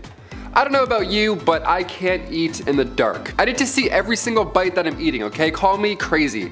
Part of me wants to go to a restaurant where you can't see anything, but I know that I won't make it all the way through. I can't do it. I have a thing. I'm not blindly, what if it's not cooked? I don't know. Back in the Victorian era, dining in complete darkness wasn't just a date night. It was actually the best way to digest, or so they thought. That's why many Victorian era homes had their dining rooms set up in their basement. How random is that? Oh, do you guys have poker nights down here? Nah, just brunch. Kill the light. What? How do you like your eggs? Turn off the light. What are we doing? Number 9, Saved by the Bell. I'm sure you've heard about this at some point, but allow me to go into grim detail. In the late 1700s, cholera, bacterial infections, everything bad, you name it, it was all spreading. Not an ideal time to be alive. Many were biting the bullet at this time, of course being gravely ill, but with this came a dark trend. The safety coffin. Yeah, we had the safety dance, now we got the safety coffin. Here we go. These coffins, I mean, God forbid you were buried alive, these safety coffins would allow the dead to rise again and exit said coffin. A lot of these coffins have extra comfort on the inside and, of course, a wire. This wire ran through the coffin, through the ground, and attached to a bell on the outside. So if a passerby heard it, one, that would be so scary, but if they heard it, they would know something's up and they would help them out. Folks would get creative with their safety coffins. For example, a man named Robert Robinson from Manchester, he passed in 1791, but he instructed his family and watchmen to open the special door on his casket, revealing a layer of glass. Now, if anybody were to see condensation, he could then be removed. Patent number 81,437 was actually granted to Franz Vester in 1868. It was an improved burial case, a real patent. This was a real coffin. This is crazy. This one had an air inlet, a ladder, and a bell. All three, there you go. The description of the patent says, if too weak to ascend by the ladder, he could ring the bell, giving the desired alarm for help, and thus save himself from premature death by being buried alive. Nice. You thought you died. Psych, climb this ladder. There you go. Good luck getting out. Now you're in an escape room. Enjoy. You only get 2 hints. Like a walkie-talkie. Hey, how do I get out of the coffin in room B? Number 8, no air. Now that song's gonna be stuck in your head. Jordan Sparks, a classic. Since we're on the topic of safety coffins, I had to include one more. Maybe 2 more, I'll never tell. This one is fascinating. The science involved here was honestly impressive. There was the classic wire and bell method, but the more sick people got, the more creative they had to become. Like for example, patent number 268,693, John Kirschbaum's device for indicating life in buried persons. Yeah, an 1882 classic, we love this. We got the iPod Nano, they got the device O Life. Nice. Upon first glance, you may think this is some type of medieval punishment, whatever, but really this device detects movement whilst providing much needed air. Now you obviously can't have a hole in the ground or else rats will make your real demise much worse than suffocating, right? So John's device here, as per the disclosure details, is that if the person buried should come to life, a motion of his hands will turn the branches of the T-shaped pipe upon or near which his hands are placed. A marked scale on the side of the top indicates movement of the T, and air will then passively come down the pipe. Once sufficient time has passed to assure the person is dead, the device can be removed. Yeah, imagine waking up with this in your hands. I wouldn't be calm enough to turn it and then breathe in a passive amount of air. No way, there's nothing passive about waking up in a coffin. Number 7, bad hair day. Okay, you want it messed up? Let's do messed up. Hope you're not eating any food right now, especially not eating in the dark. 2 red flags. Okay, the Liverpool Daily Post back in 1869 had readers invested on this fateful day. Right on the cover it read, a 30-year-old passed away in the village of Lincolnshire. Now at the time, that's not far off from average life expectancy in the 1800s. But this case was odd. Everyone wanted to read about this. This case was noteworthy. It was important that folks understood what took this young lady's life. Doctors asked the family if they can carry out a post-mortem, and lo and behold, they found a 2-pound solid chunk of hair sitting in her stomach. 2 pounds. Ugh, that's what happened. That's how she met her fate. That's horrible. This ball of hair caused an ulceration of the stomach and ultimately caused her death. The woman's sister did note that over the last dozen years or so, she had casually been eating her own hair. So at this time I say, if you know anybody eating hair, send them this link. It's not a good idea. Cut that out. Stop doing that. Number 6, the Great Famine. Weird time to talk about a famine after the hair incident, but okay, here we go. Back in 1845, a potato crop that a lot of the Irish population relied on was no longer available. This was huge. This is bad history right here. A group of microorganisms wiped them all out, and in result, around 1 million folks died or had to leave. It was draconian law at this point and British ruling that made the exported food hard to reach people. This famine led to Irish independence and anti-union movements. Historical, definitely. Messed up? Absolutely. Number 5, Queen Victoria's name change. Every year on May 24, we set off fireworks, then we have way too many hot dogs. It's the best. We call it Victoria Day, right? It's for sure called Victoria Day, right? Well, back in 1819, Victoria was christened in an almost private ceremony. It was small, obviously. Victoria's uncle only let a few people attend. Like I mentioned in part 1, she had an isolated childhood with the whole Kensington system. That was no way to live. But even the day she was christened, trouble awaited. Her name was Alexandrina Victoria, and at the time, the name Victoria was not regal. It was of French origin, almost an odd name to have at the time, so she was immediately advised to change her name to something more traditional. But as our calendars can definitely confirm, she said, nope, I'm good. Victoria Day. Yeah, it's definitely Victoria Day. Number 4, tattoos. I only have the 1 tattoo, but I've always wanted more. Just not so good with needles, you know? I got my eyebrow pierced and I fainted. It's a fun fact, I have a little scar there. Not great with needles. Some of the designs are so beautiful on tattoos, the amount of pain you all sit through, I'm impressed, honestly, mad respect. The tattoo craze really took off once Queen Victoria's son, the Prince of Wales, he went and visited Jerusalem. And of course he saw copious amounts of body art and was inspired. Inspired, we'll say, yeah. So upon his return, he was all about ink at this point. And the Prince of Wales, well, if he has a sleeve, well then maybe I can have a sleeve, right? What's going on? It wasn't a sleeve, really. It was a cross. The prince got a tattoo of a cross in homage to the Crusades. So if you're gonna try and convince your parents to let you get a tattoo, just, you know, tell them the Prince of Wales did, right? You're just trying to be a royal. Number 3, Gym Day. Believe it or not, there were around 200 gyms across Europe during Victorian times. Yeah, just like 6 good lives. So you're like, what's this about? Even Victorian dudes skipped leg day. How great is that, okay? It's not just you. These gyms weren't bright, they weren't open, they weren't well ventilated, they weren't motivating, and definitely not safe. None of those, definitely not. No, Victorian gyms were reserved for the upper class, obviously. Grab your pocket watch and blazer, Ezekiel, we're doing squats today. These machines also were not ideal. They were designed as antiques first rather than their purpose. Also, half of these look like saw traps. Like, are you kidding me? No way I'd bend my arm around any of these devices, no way. All those wooden wheels? No. I'll stay weak and brittle, thank you. Number 2, ghost photography. Had to look back, I don't like talking about ghosts. As if the reanimated corpses coming back to life while they were ringing a bell wasn't scary enough. Yeah, let's talk about 1800s ghost photography. The camera was a hot new invention at this time, so tales of ghosts and spirits were now easily believed. Yeah, obviously, when you have a photo of a see-through woman, you're like, that's pretty terrifying. A big name in the ghost game was a man named William Thomas Stead. He was born in 1849 and Stead was the son of a Congregationalist minister, and at the age of 22 he was appointed as editor of Northern Echo, which was a regional newspaper in Darlington. So far, so good. This British medium, Richard Borsonol, featured a photo of W.T. Stead and a real spirit. Yeah, imagine that. Imagine a day where somebody being awarded the Nobel Peace Prize also poses for photo ops with ghosts. You're like, do we believe all of this or none of this? What's going on? This is so scary. And finally, number 1, music for eternity. Before we wrap up this wild part 2, I had to include perhaps one of the creepiest patents of all time. Patent numero 9,222,059. Yeah, the number is going a little bit higher. This one got me thinking. I wanted to end this video off on this note. I like this idea. Maybe, I don't know yet. Music for eternity systems. Okay, this patent is not from the 1800s, but rather 2015. I know, it's not Victorian, but when else am I gonna talk about this, really? The idea here is that you could stay connected to your loved one by using a solar-powered digital music player. The best part here is the patent details how surviving family members now have the ability to update, revise, and edit stored audio files and programming after burial. Yeah, next Rihanna album, no problem, I got you. There's a speaker in the casket and there's a headphone jack on the tombstone, so we can listen together. And then we can decide if we hate the album.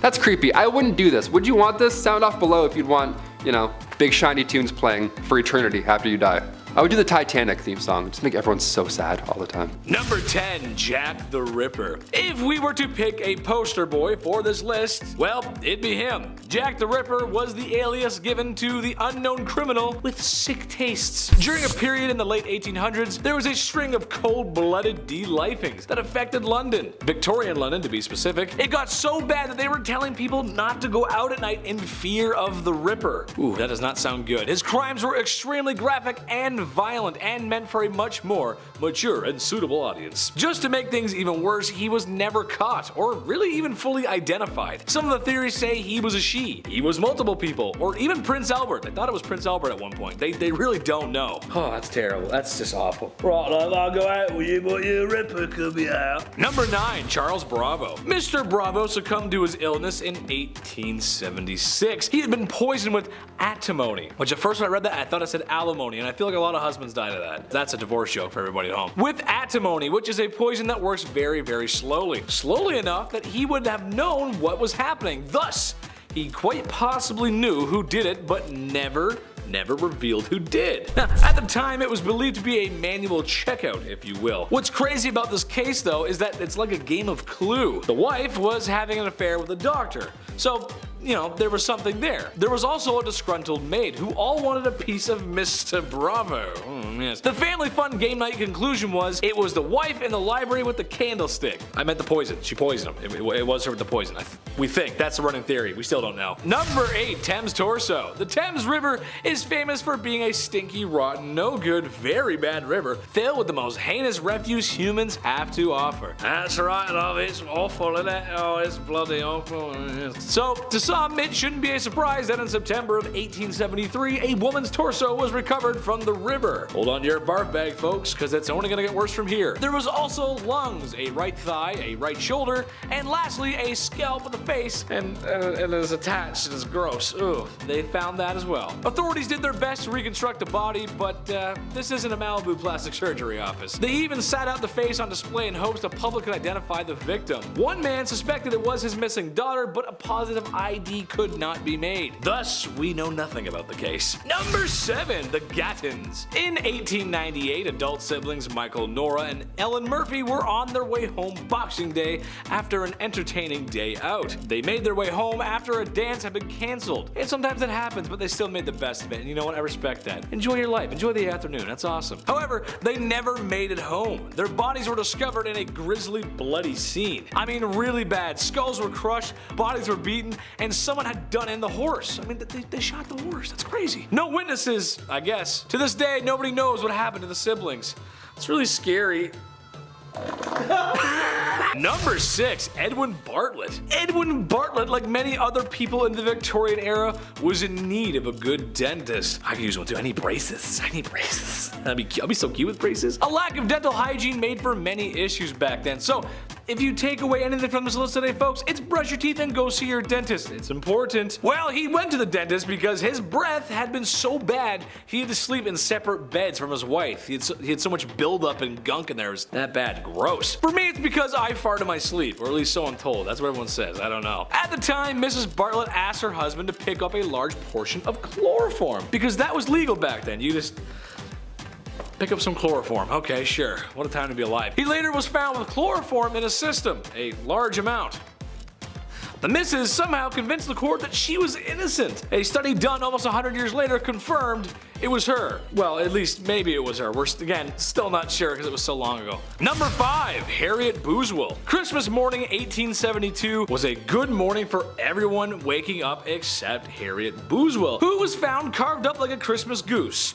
Oh god. The night before, she had attended a fancy Christmas ball, as you do back then, and she was seen leaving with a well-dressed, handsome man, a foreigner, most likely German, as witnesses report. She was found the next day with multiple lacerations, and yeah, it wasn't pretty. The police eventually followed a trail of evidence to a German man in South America, but because of the man's pleasant demeanor and solid alibi, he was dropped as a suspect, even though his maid claims of cleaning a bloody handkerchief that night of her passing. No one else was ever arrested for the crime, and that was the end of that one. Oh yeah, the bloody handkerchief, yeah, that was my brother. I had nothing to do with that. Yeah, it was not me, sorry. Number 4, Elizabeth Jackson. Surprise, surprise! Another mangled corpse was found in the River Thames.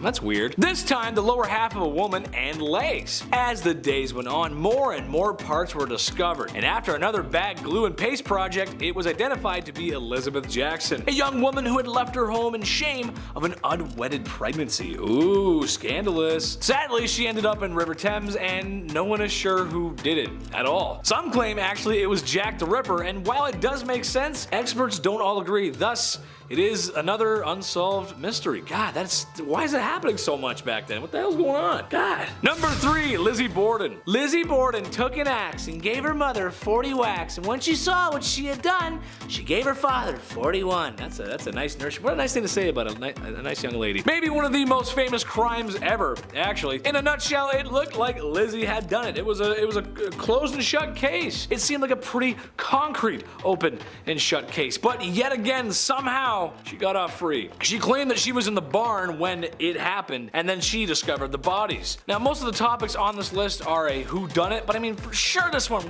we can't be so serious to not ignore the facts here, right? I mean, she was the only person there. Who could have done it? Unsolved, apparently. Oh god, alright, she didn't do it. Number 2, the West Ham vanishings. Just east of London between the years of 1882 and 1899, a few women disappeared and then were left in parks, or at least their bodies were. I don't know why that keeps happening. It's 1800s is weird. And while we don't know very much about Jack the Ripper, we know even less about these cases, as they've somewhat fallen into obscurity. Naturally, police thought it could be Jack the Ripper again, but it's also likely that it's not. I'm starting to think Victorian London isn't the safest place for a lady to be. I don't like this is going. That's all the information on that one. It was like, yeah, they died, we don't know who did it. Oh, okay. Alright. I'll put that in. Number 1, Carrie Brown. This one takes place in 1881 Manhattan. Carrie Brown was found deceased in a hotel room. A man named Amir Abi was arrested and spent 11 years in jail for the crime, before being proven innocent and released. So what's so crazy about this whole thing? Well, given the same style, the running theory was that, again, this was Jack the Ripper. even though this was New York and not London. So the question is really, who did Carrie in? And if it was Jack the Ripper, why is he in New York, and how many more did he really commit in London and New York?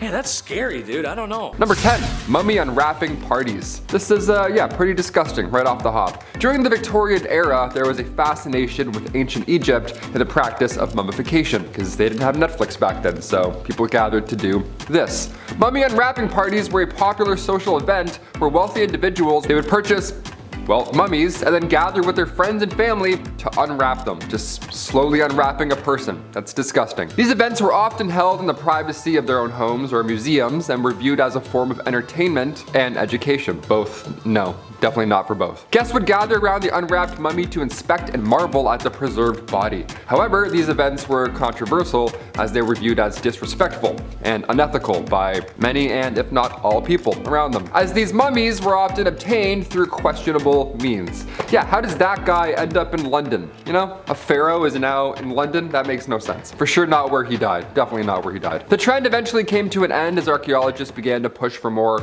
respectful treatments of ancient artifacts and real people and their remains. What kind of purge party is this? What are we doing here? Can we go home? Number 9, your skin can breathe. This, I didn't know. We were all frogs. Little did I know. During this era, there was a widespread belief among scientists, like real scientists, that human skin could breathe. Similar to how lungs inhale and exhale air. Yeah, we could breathe through our skin. That's a fun one. This theory was based on the idea that the skin has pores that allowed oxygen to be absorbed and carbon dioxide to then be expelled. As a result, some people would wear looser clothing and avoid tight corsets to allow their skin to, breathe more easily. Literally, to allow you to breathe more easily. That's so gross. However, this belief was eventually debunked as it became clear that the skin does not actually function like a set of lungs. Ha! Who knew? Not me, that's for sure. Nonetheless, the idea of skin breathing persisted in popular culture and language for many years after. There were some believers that are like, no, our hands are breathing. You can breathe through our hands. Number 8, crotchless undergarments. While it may sound shocking, crotchless underwear was indeed a part of Victorian era fashion. It was most common for women, however, it wasn't intended to be scandalous in any way, shape, or form. Rather, it was a practical solution to the difficulties of wearing heavy petticoats and, corsets while still needing to use the restroom. Gotta undo a lot of stuff. At first, you're like, this doesn't sound very good. Yeah, it makes quite practical, I guess, if you all have to wear 9 duvets as a dress. It's pretty practical. Though it may seem strange to modern sensibilities, crotchless underwear was a functional and necessary aspect of Victorian fashion. But it was also hiding a little secret. Number 7, hair. Hair everywhere. Yeah, legs, body, you couldn't see anything, so you didn't have to shave anything, right? That's it, problem solved. During the Victorian era, it was not common for women to shave their legs or their bodies at all. This hadn't been invented yet, I don't know. The concept of hair removal was considered inappropriate actually, and it was considered to be associated with the lower class. Yeah, so keep it thick. Women's clothing at all time was designed to cover most and all of their bodies, which meant that their hair was usually not visible. Nice. Moreover, using razors or other hair removal methods was also considered too bold or even unhealthy back in this era. See these creams back in the Victorian era, they were quite unsanitary. It was one thing putting it on your face, but removing hair in tender other areas, that of course could lead to infections or other health problems. It wasn't until the 20th century that hair removal became more accepted and even popular, especially with the rise of shorter hemlines and more revealing clothing. Yeah, we'll shave it up a little bit, sure, why not? Number 6, lice everywhere. Lots of hair, therefore lots of lice. They go hand in hand.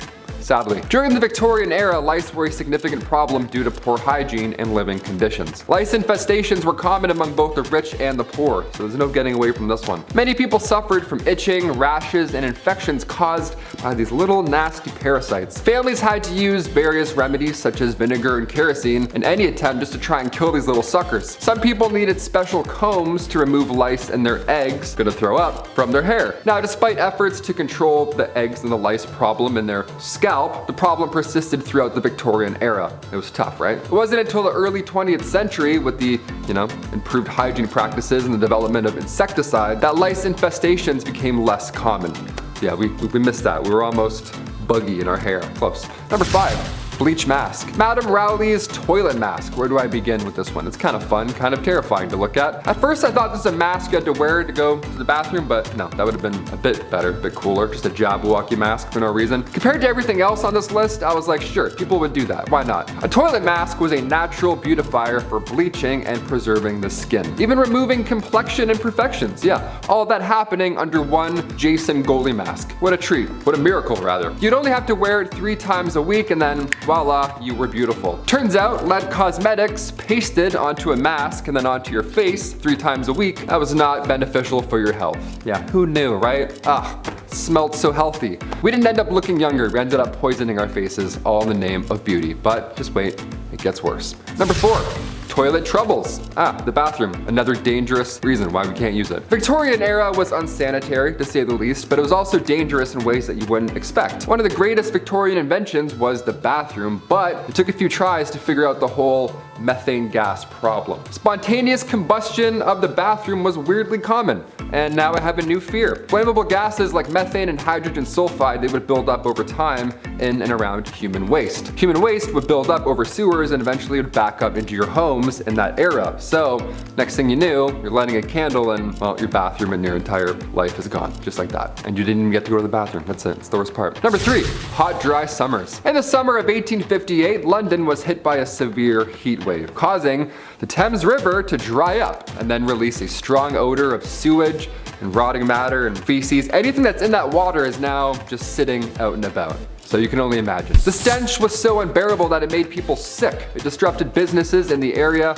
It was a real problem. The problem was caused by a lack of sewage treatment facilities and, of course, raw sewage being dumped directly into the river. Well, that sure didn't help, did it? The stink drew public attention to the need for better sanitation and prompted the government to invest in the construction of a modern sewage system. It had to get really stinky before we solved it. This event marked a turning point in the history of public health in London and led to significant improvements in sanitation practices that helped to prevent the spread of disease. So again, had to get really bad before it got better. I was gonna say not great, but better. Number 2, weird Christmas cards. Number 2, weird Christmas cards. During the Victorian era, there wasn't much to give your loved one, right? You can't give them a Nintendo Switch Lite. You're like, hey, here's a picture of a frog doing a tango. That's all I got. That's it. The practice of exchanging Christmas cards became popular during this time. These cards would feature colorful illustrations of winter scenes, nativity scenes, other festive motives, you name it. Whatever they could tell stories of, they would draw it in really weird, wacky ways. The tradition began in 1843 when Sir Henry Cole commissioned an artist to create a card for him to send to his friends and his family. Now the cards were expensive, but were initially only affordable for those wealthy folk. But as printing technology improved, they became more widely available. So score, now you get to tell your loved ones how you actually feel with a wacky guy playing a tambourine. Victorian Christmas cards often featured sentimental messages and elaborate designs, and they became an important part of the holiday season, where we get it from today. All that pressure to write a little something something comes from that era. Today, vintage Victorian Christmas cards are highly collectible and are appreciated for their beautiful artwork. Beautiful, I guess, art is subjective. And its historical significance is rather amazing. I don't know. If you have one of these, don't throw them out. Don't make fun of them. Just frame it and then sell it for $1 million in like 10 years. There you go. And finally, number 1, beauty patches. In the Victorian era, beauty patches were a popular trend among women of high society. They were these small black patches that were applied to the face as a way to accentuate certain features and draw attention to the wearer, the pale Victorian complexion. The patches were made of silk or velvet and were often cut into fun shapes like hearts, stars, or crescent moons, right? It's like the scene kids back then. They're like, They were typically worn on the cheek, forehead, or around the mouth. You can get creative, right? It's your face. Have at her. Beauty patches were also believed to have medicinal purposes, with some claiming they could cure headaches or improve one's complexion. Both absolutely false. No medical science around that. Despite their popularity, beauty patches were eventually, sadly, phased out of fashion by the early 20th century. But let's bring them back. I don't know. What do you all say? I'll wear a beauty patch every list from now on if we all want it. Why not?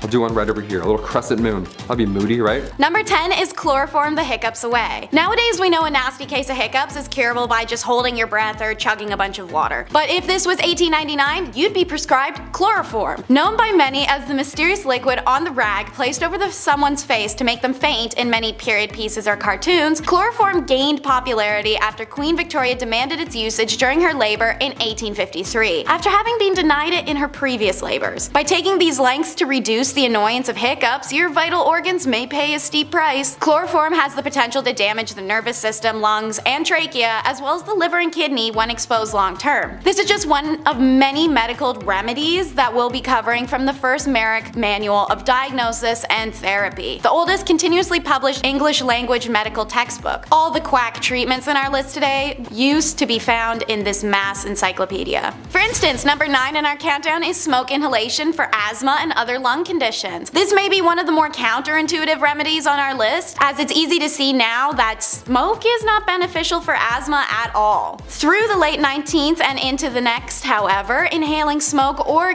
smoke, as well as stramonium, a hallucination-inducing nightshade, as well as lobelia, known for its sedative properties, were popular treatments for asthmatics. Asthma is caused when your airways can narrow or swell while producing excess mucus. Smoking, meanwhile, has been shown to eventually reduce the number of cilia, the lungs' filaments which help transport mucus into the lungs, which only leads to the worsening of asthma symptoms. This wasn't the only weird tobacco smoke belief, however. In 1872, an English newspaper talked of tobacco smoke enemas, which even reported that hundreds of lives might have been spared by the tobacco smoke enema. Okay.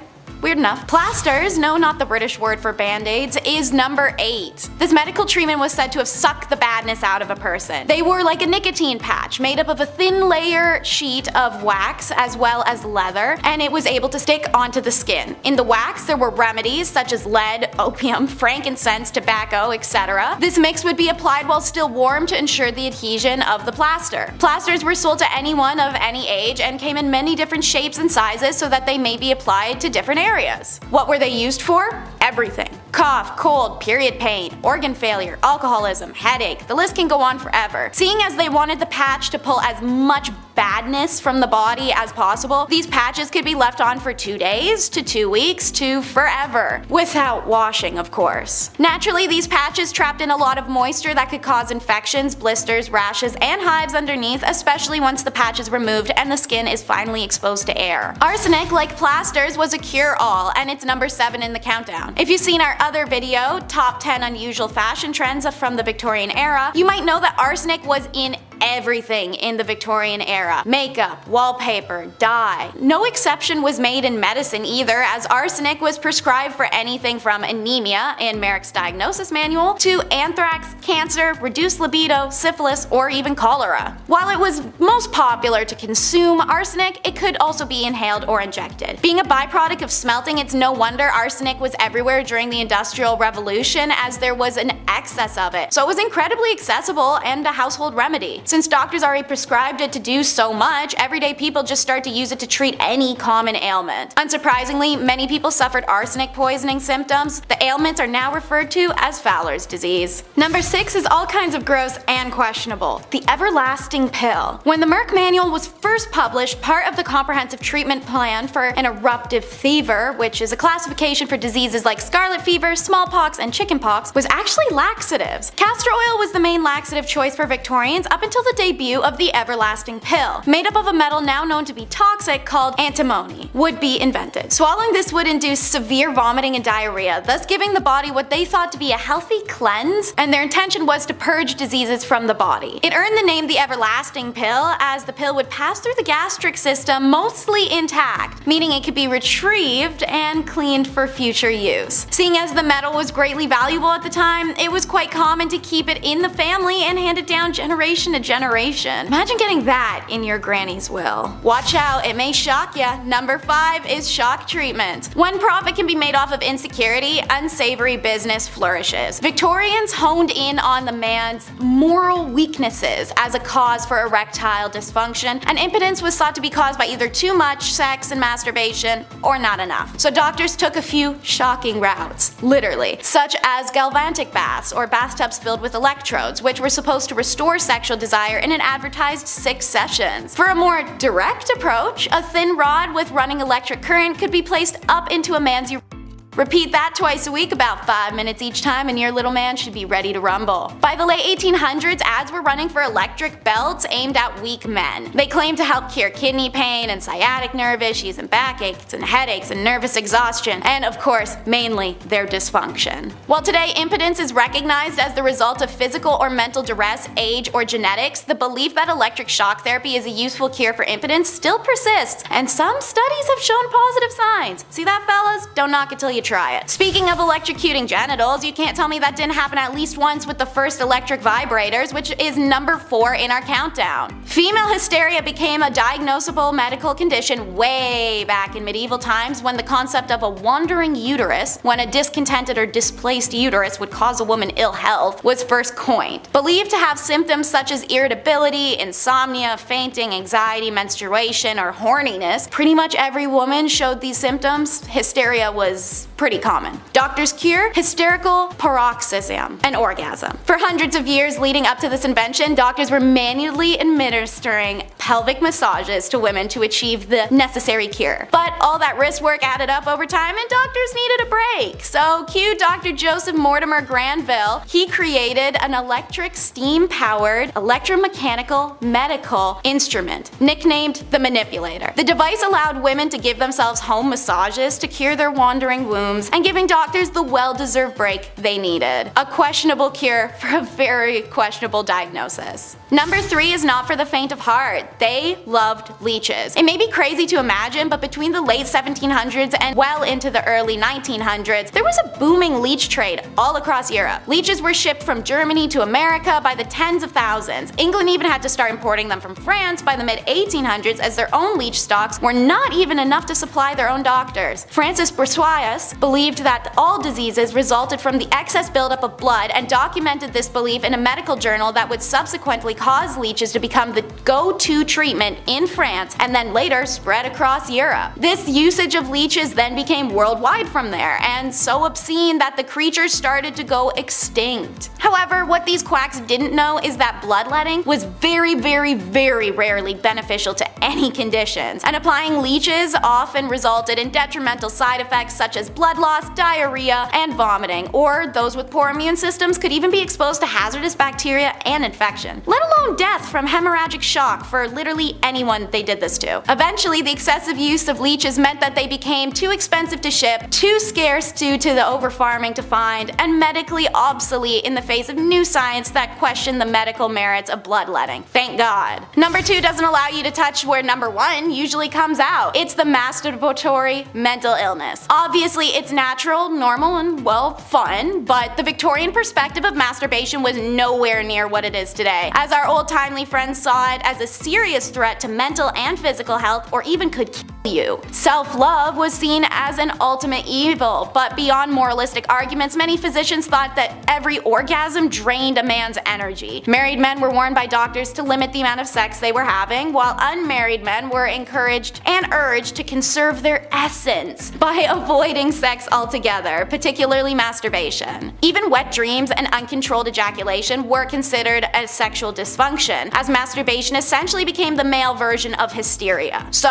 how did you treat this condition? Men had to stop masturbating. Fear and shame campaigns did what they do best and stimulated the market to provide quick quack remedies. They came in the form of anti-masturbation devices that looked like torture chambers. Most popular was the juggum, which was a metal ring attached around the base of a man's, and then screwed on. If he was to become erect at any point, whether awake or asleep, the now inflated skin would make contact with sharp metal teeth that would dig in. Like I said, most popular. Consider how much worse these other options were for that to be the primo choice. A spermatic truss was essentially the first jock strap, but meant for every day, and the Bowden device fastened a little metal helmet to the end of a man's member that bound up into his pubic hair so that it would be ripped out should he become erect. I'm more than happy to keep going, but I'm sure more than enough people are wincing right now. Keep in mind, while these men were going through this to avoid masturbation, women were being prescribed it as a cure.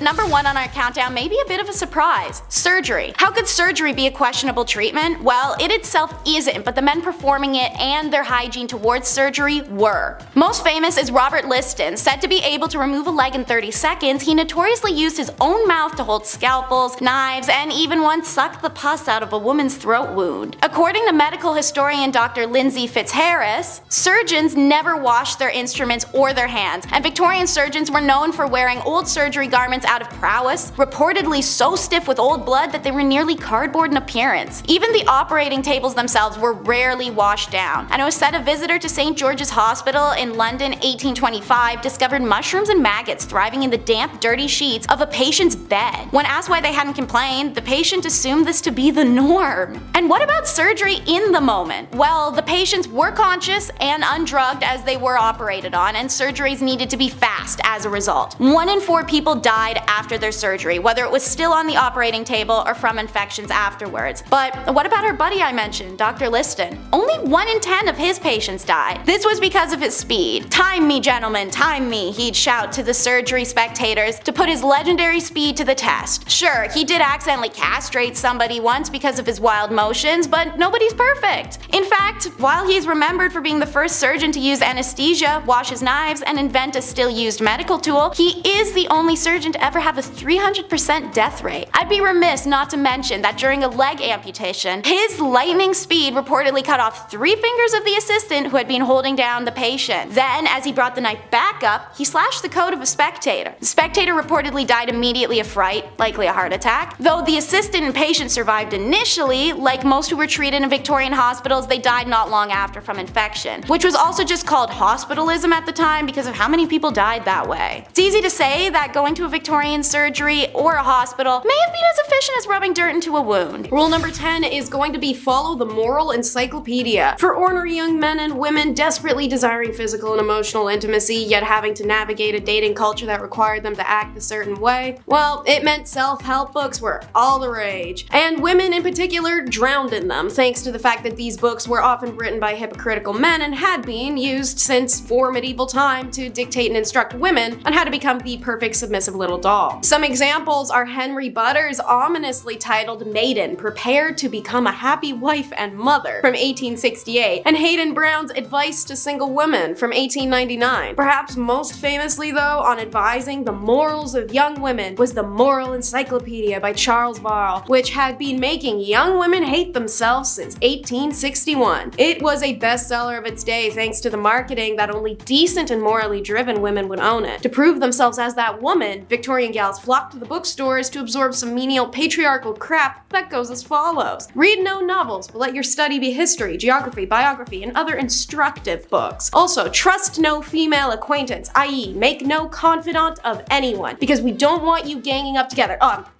Possibly breaking your feeble tongues, having a conversation. Oh, and if you get a pimple, expect nobody to ever love you again. To quote, remember that whereas the character of a young lady is considered angelic, and blemish in it would withdraw the respect men have for you. Rule number 9 is to follow a handbook of etiquette for ladies. Following on a similar sales tactic of gaslighting, only perfect and honorable women know all the rules of etiquette. Oh, you don't? Oh, well, that's such a shame. Now you lose all your honor. You know, though, I can help you out. It's pretty convenient that right here behind me, I have this book I wrote and it has all the rules. I mean, I can give it to you so you can restore your honor if you give me like $30, I don't know. So, what's in this immensely popular bestseller from the 1860s that bullies women? Well, I'm so glad you asked. First up, keep that bling to a minimum, mamas, as you should never wear mosaic gold or paste diamonds. They are representative of a mean ambition to appear what you are not, and most likely what you ought not to wish to be. You got a problem with that? Well, sucks. Pipe down, because it's better to say too little than too much in company. Let your conversation be consistent with your gender and age. Don't forget to never talk about yourself either, as such discussions cannot be interesting to others, and the probability is that the most patient listener is laying the foundation for some tale to make you appear ridiculous. If you do open your mouth and your choice is to be a dirty joke, girl, BFF, because a double entendre is detestable in a woman, especially when perpetrated in the presence of men. No man of taste can respect any woman who's guilty of it. Oh, my personal favorite. Did you break something while a guest in someone else's house? Nah. As a lady, you can't do that. It's not possible. Pretend like nothing ever happened. Don't own up to it and gaslight your host. If at another's house, should you break anything, do not appear to notice it. Your hostess, if a lady, would take no notice of the calamity, nor say, as is sometimes done by ill-bred persons, "Oh, it is of no consequence." Rule number 8 is having a dress for all occasions. Should you not? Well, that's not proper etiquette. As a middle or upper middle class Victorian woman, your job was to spend your day like a Bratz doll, changing every few hours. This is because of the strict etiquette of the time, which dictated that certain dresses were for certain activities, which meant you had to plan your errands around your outfit changes that made it possible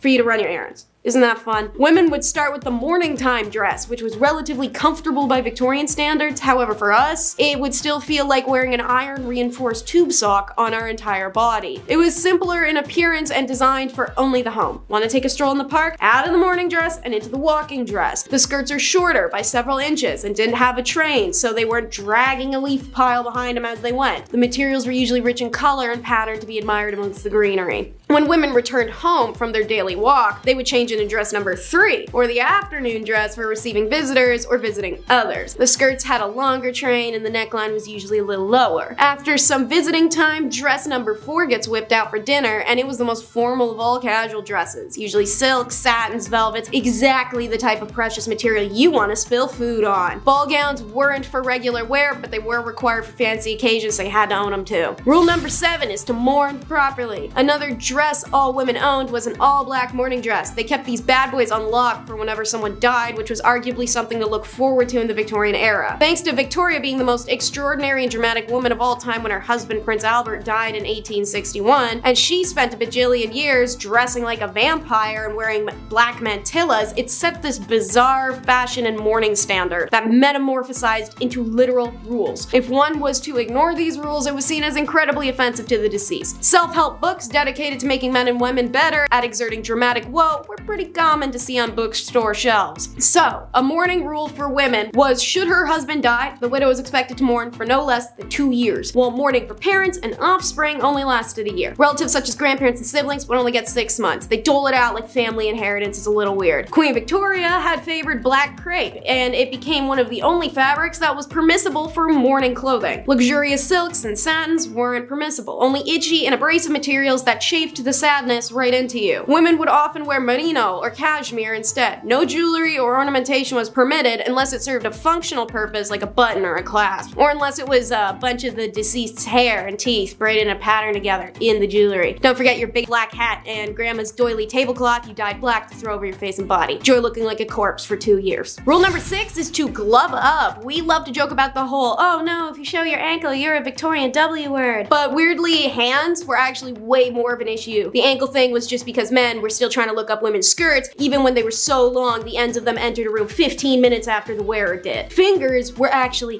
the gasp-worthy thing of the day. It was considered highly inappropriate to walk in public spaces with uncovered hands, and would draw a lot of ill repute to those daring damsels who did. In fact, women's hands were so scandalous, both written and unwritten rules of Victorian etiquette unanimously agreed that if a man and a woman happened to be walking on an unevenly surfaced road, it was the one and only time he could take her hand if they were unwed. Funny that the only permissible contact between the couple yet to be engaged is to prevent her needing to be picked up from a Victorian pile of mud sludge. It does not matter where you are headed outside of your home, you must wear gloves, which weren't just a popular fashion accessory, but as stated, social necessity. Like every other item a woman could wear in this era, there were many kinds of gloves based on the occasion. For example, daytime was for short gloves, which usually bore designs, embellishments, whereas in the evening, gloves had feathers, satin ribbons, and other super flammable decorations. Rule number 5 is the modest dip. Because we're on the topic of acceptable fashions and modesty, a Victorian woman taking a dip at the beach pretty much looked the same as 4 burly men sitting in an ice fishing hut in Alaska. First of all, this was something only middle and upper middle class people could really do, as it required money. You had to rent bathing machines, which looked like outhouses on wheels, but were really covered carriages that drove through the shallow water of the beach. There was a hole in the bottom that the ladies could stick their legs into, or sometimes submerge their whole body, but that was ill-advised. Not because the water was filthy, which it was, and riddled with corpses and poison to boot, but because creeps could come swimming up and see your bare legs. Can't afford the traveling outhouse? Well,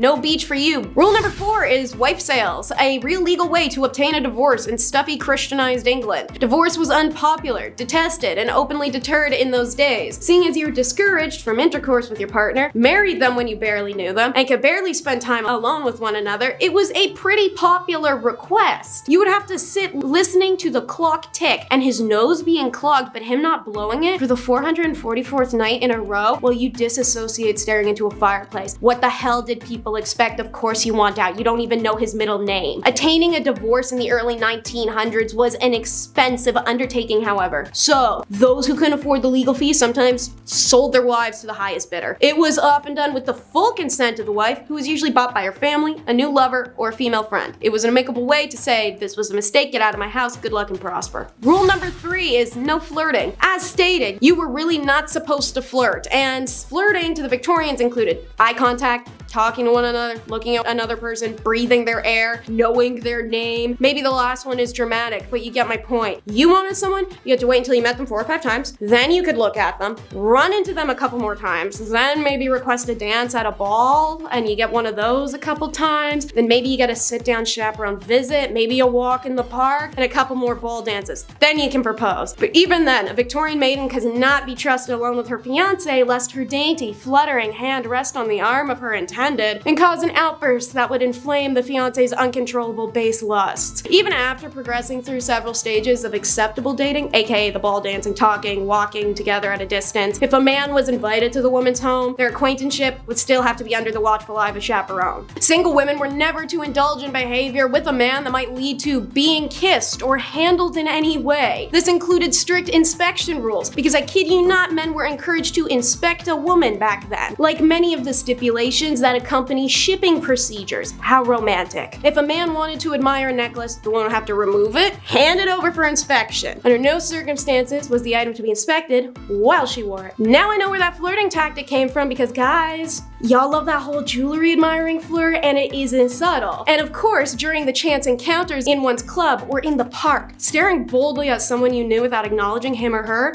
known as cutting, was the ultimate display of bad flirting manners in Victorian times. Guess they didn't like them bold back then. Rule number 2 is coming out. Not like that. Coming out in Victorian times meant a woman was tired of being in her parents' house, and if she wanted out of it, meant she had to go find a semi-tolerable guy whose house she could move into in return for a cool ring on her left hand. This had to be a whole big announcement, because to attend such events that a woman needed to meet a potential suitor, she required the explicit permission of her mother. Only after stating her intent could the chaperones be organized, because she can't go alone. Think of Bridgerton. Rich families might accompany the announcement with a series of parties or even a royal visit. Middle-class families might hold a celebratory feast. Lower-class families might not formally celebrate the announcement at all. Instead, the young woman just changed her appearance to show availability. This could be putting up her hair, donning a long dress, and accompanying family members to social events like church service, church dinners, festival balls. Coming out was best done during the in-season, a literal term. It meant the 4 months from April to July where the upper-class families up and down the country would send their teenage daughters to London. After flocking there en masse, the upper classes would congregate a series of balls and dances for the purpose of meeting, matching, and reproducing the next generations. At these events, the race was on to find someone with whom to make love. Again, this phrase of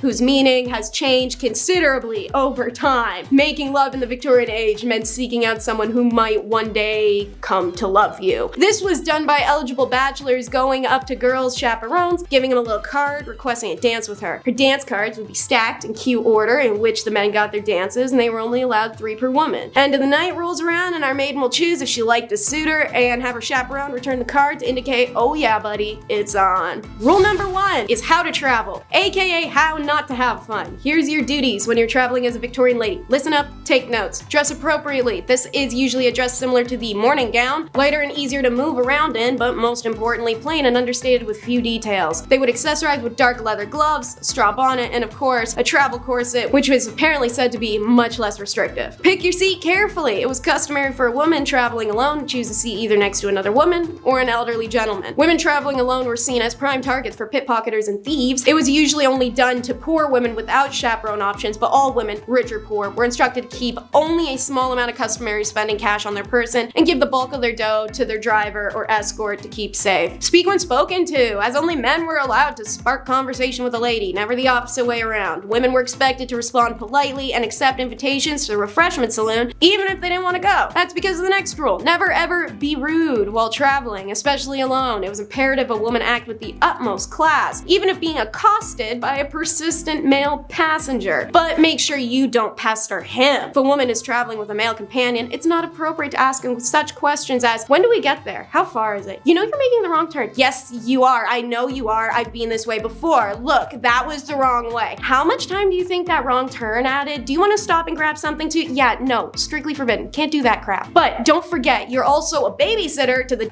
because if the lady's male chaperone accidentally wandered into designated female compartments, it was her fault for either inviting him into the quarters or not alerting him of the specialized area. And lastly, while traveling, don't check yourself in. If a journey requires a stop at a hotel along the way, the lady would remain in the carriage while the driver escort took care of all the room arrangements, likely because it was unheard of for a woman to make such a decision on her own. Queen Victoria was anti-women's rights. Isn't that fun? Queen Victoria, who ruled England from 1837 until 1901, was in the perfect position to be the forerunner for the women's movement. Meanwhile, she's up in her office writing letters stating that the movement of the present day to place women in the same profession as men was mad and utterly demoralizing. She stated a woman's place was in the home and also condemned the idea of a woman becoming doctors or any career. In a letter written by Victoria to her uncle Leopold, King of the Belgiums, she wrote that her husband Albert grows daily fonder of politics and business and is wonderfully fit for both, and I grow daily to dislike them both more and more. We women are not made for governing, and if we are good women, we must dislike these masculine occupations. Y'all, the Queen wrote that. In 1850, the Queen was faced with the Women's Franchise Bill passing in Parliament and began a very lengthy correspondence with Prime Minister William Gladstone, letting him know about her strong aversion to these so-called erroneous rights of women, and that she felt so strongly upon this dangerous, unchristian, and natural cry and movement of women's rights that she is most anxious that Mr. Gladstone and others should take some steps to check this alarming danger. Let woman be what God intended, a helpmate for man, but with totally different duties and vocations. Yeah, it didn't age well. And if you're doubting me, let's take a look at this petty beef. Queen Victoria was not for the girlies. She was a bitter and jealous B-word a lot of the time and over many different things. One was Lady Flora Hastings, lady-in-waiting, but also very close friend to Victoria's mother, who in 1839 presented herself to the Queen's dock with abdominal pain and a severe gut swelling. Lady Flora had been part of the royal household during Victoria's upbringing when the young heir to the throne was subjected to a strict system of rules and regulations that left her isolated and unhappy. The Queen still harbored that grudge against Flora because of her association with this bleak time and also her mother, who Victoria had serious mommy issues for. Anyways, Flora was unmarried, so the immediate visual symptoms led to an assumption she was preggers, out of wedlock. Demon-ass Victoria revels in this opportunity, and she has former governess Baroness Lezen obligingly spread the rumor that Flora is pregnant. Since Victoria suspected the father was a much-hated guardian from her childhood, Sir John Conway, she threw that into boot. Hastings is publicly humiliated, forced to protest her innocence, and undergo a gynecological examination, which proved in fact she was not pregnant. Her swollen stomach was due to advanced liver cancer, and she died a couple weeks after. Conroy and others spearheaded a press campaign to slam the Queen and her fellow conspirators for smearing and defaming the Lady Flora. It dented the young Queen's popularity, and at Flora's funeral 2 months later, the people quite literally dented her carriage when they stoned it. A lot of hypocrisy, especially from a woman of many lovers, one of whom was very obviously John Brown's scandal. The worst day of Queen Victoria's life, the day her husband Albert died. The second worst day of Victoria's life, when her loyal servant John Brown died. John Brown served as the Queen's constant companion, and he pledged to be with her always. After the death of Albert, Victoria relied on her devoted manservant from Scotland for everything. Victoria's children referred to him as Mama's lover, naturally due to the fact they slept in adjoining room. Heated gossip naturally made its way around why Brown's shocking informal manner with the Queen and his high-handed rude ways with other royals seemed to suggest his closeness with Victoria, in the words of one contemporary insider, was contrary to etiquette and even decency. Speculation that the two secretly wed came out when the Queen's chaplain claimed on his deathbed that he performed the ceremony. There was also talk of 3 additional hidden children. Premarital premarital relations between John Brown and Victoria or possible marriage, it's never been proven. However, when Victoria died, she requested a photo of him be placed in her coffin along with a lock of his hair, some of his letters, and his mother's wedding ring he had gifted her. When Victoria died, her son Edward had any statuary destroyed or removed that talked of Brown. He also had 300 letters of his mother's burned. The British monarchy has been known to be better than the KGB at covering up its scandals and destroying evidence, and Abdul Karim is a great example. The portrayal of Karim in Western biographies is that of a rogue who manipulated the Queen for wealth. Naturally, that's the classic British racism that brought us colonialism. Abdul was only 24 when he arrived in England, but Queen Victoria was smitten by the young man's intelligence, charm, and seriously hardcore work ethic, and admittedly his height. Victoria upped his status by making Abdul her teacher in the language of Urdu. In return, he introduced her to curry, Urdu writing, and even hookah. That's right, they were hotboxing castles, guys. The court was meanwhile repulsed. Abdul was Muslim and supposed to be a servant, and yet he was closer to the Queen than anyone else in her immediate circle. 4 decades his senior, Victoria brought Abdul with her on all her trips and treated him as a close companion. While a romantic relationship is insanely unlikely, the Queen was signing her letters as dearest mother to Karim. The two surely had a special bond. The English courtiers hated him, and Victoria chose to ignore that snobbish and racist behavior by forbidding it. Naturally, it doesn't make it go away, but it means it didn't happen in her presence. In her final wishes, she was quite explicit. Karim would be one of the principal mourners at her funeral, an honor afforded to the monarch's closest friends and family. Victoria could not control what happened to the Munshi from beyond the grave, but she did everything in her power to mitigate the treatment she presumed the family would inflict. Queen's fear is justified. Upon her death, Victoria's children worked swiftly to evict her mother's favorite advisor. Edward sent guards to the cottage Karim shared with his wife, seized all the letters from the Queen, and burnt them on the spot. They instructed Karim to return to India immediately, without any fanfare or farewell, and Victoria's daughter Beatrice erased all reference to Karim in the Queen's journals. An effing commitment given Victoria's decade-plus relationship with them. The royal family's eradication of Karim was so thorough, a full 100 years would pass before an eagle-eyed journalist noticed a strange clue left in Victoria's summer home on a tour. Her consequential investigation led to the discovery of Victoria's relationship, the worldwide attention of it, the novel, the movie, and the finding of his heirs. Meanwhile, when the Queen didn't like you, it was back to the usual political agitation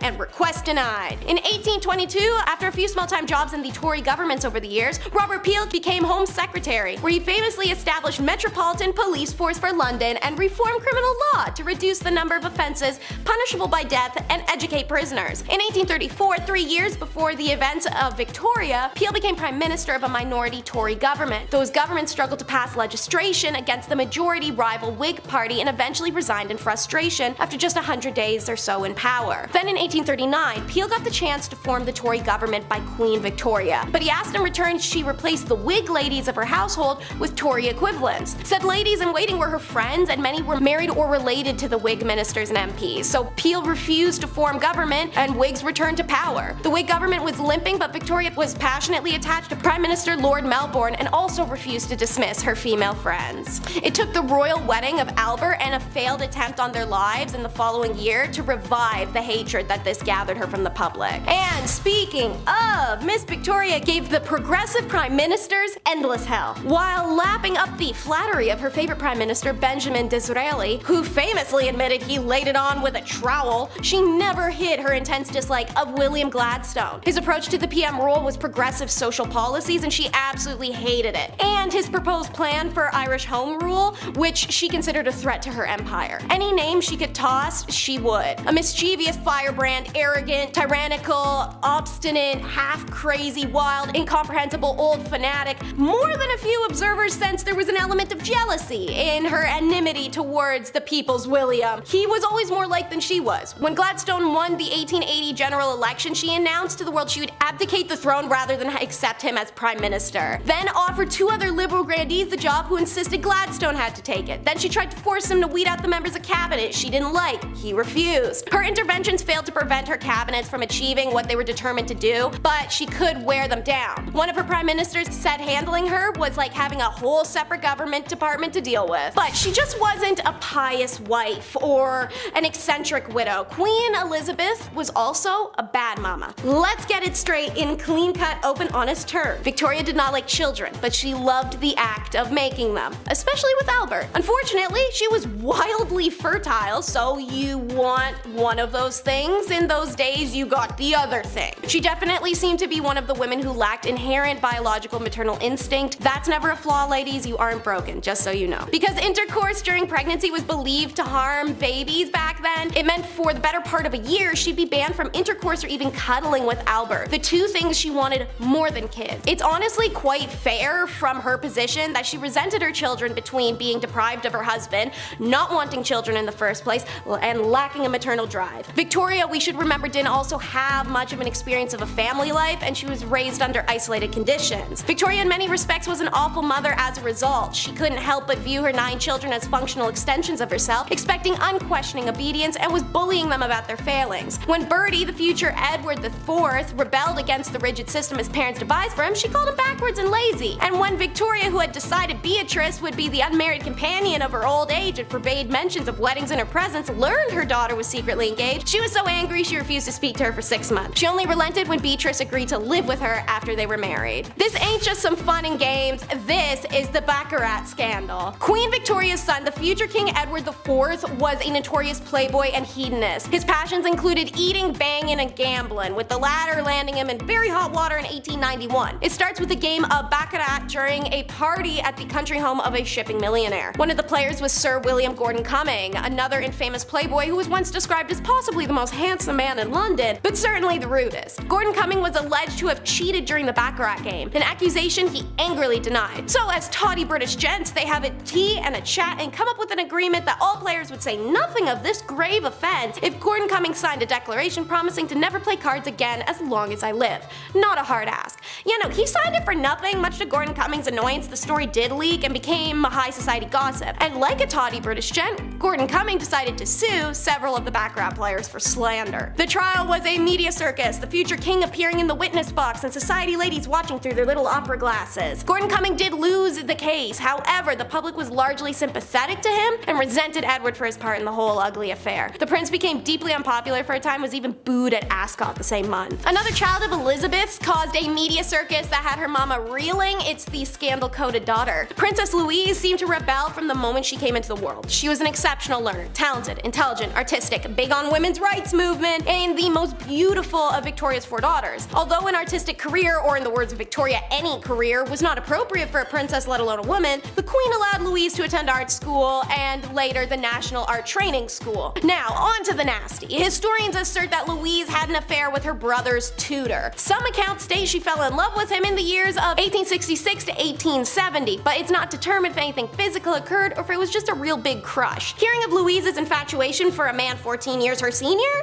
the queen quickly dismissed him. Louise, after a couple years, had an affair with the tutor, Walter Sterling, and she purportedly gave birth to his child. As soon as Louise gave birth, the queen arranged for the boy's adoption by the royal gynecologist, Frederick Locock. There's no documentation to uphold it. Why would they keep that? They're trying to hide it. Louise served as an unofficial secretary for her mother from 1966 to 1871 and worked closely with the queen's assistant, private secretary, Arthur Bigg. Rumor has it that these two had an affair, yet the most scandalous rumor about Louise surfaced at the death of the famed sculptor Joseph Edgar Bohm. Tales spread of him dying in her arms as they made love. In 1890, Louise married a dashing John Campbell. They did have an unhappy marriage, no children, and grew apart. At this point, Louise became romantically linked to Edward Lutyens, Colonel William Probert, and an unnamed musician master, pissing off her mom all along the way. And because her children weren't causing Victoria enough problems, then came the Cleveland Street scandal. One of the most sordid scandals connected with the royals unfolded in 1889 when a post officer messenger was investigated on suspicion of theft because he was discovered to be in the possession of 14 shillings he could not have earned doing that job. The troubled youth is pressured to admit he had earned it in a male brothel.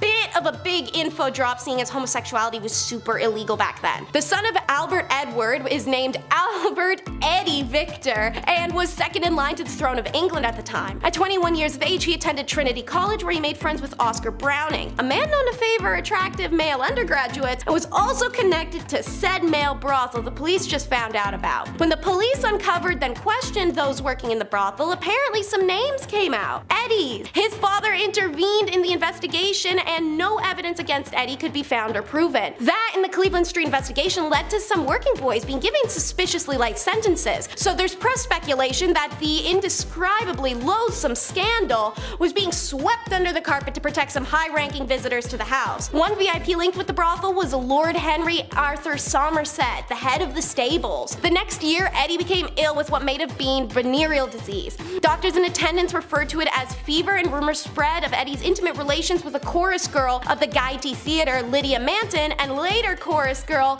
Maud Richardson. The royal family reportedly paid off Maud for her silence. Shortly after, Eddie proposed to Mary of Teck, and she accepted, to great relief of the royal family. But the wedding never happened. He succumbs to influenza pandemic in 1889 to 92, and he developed pneumonia and died very shortly after his 28th birthday.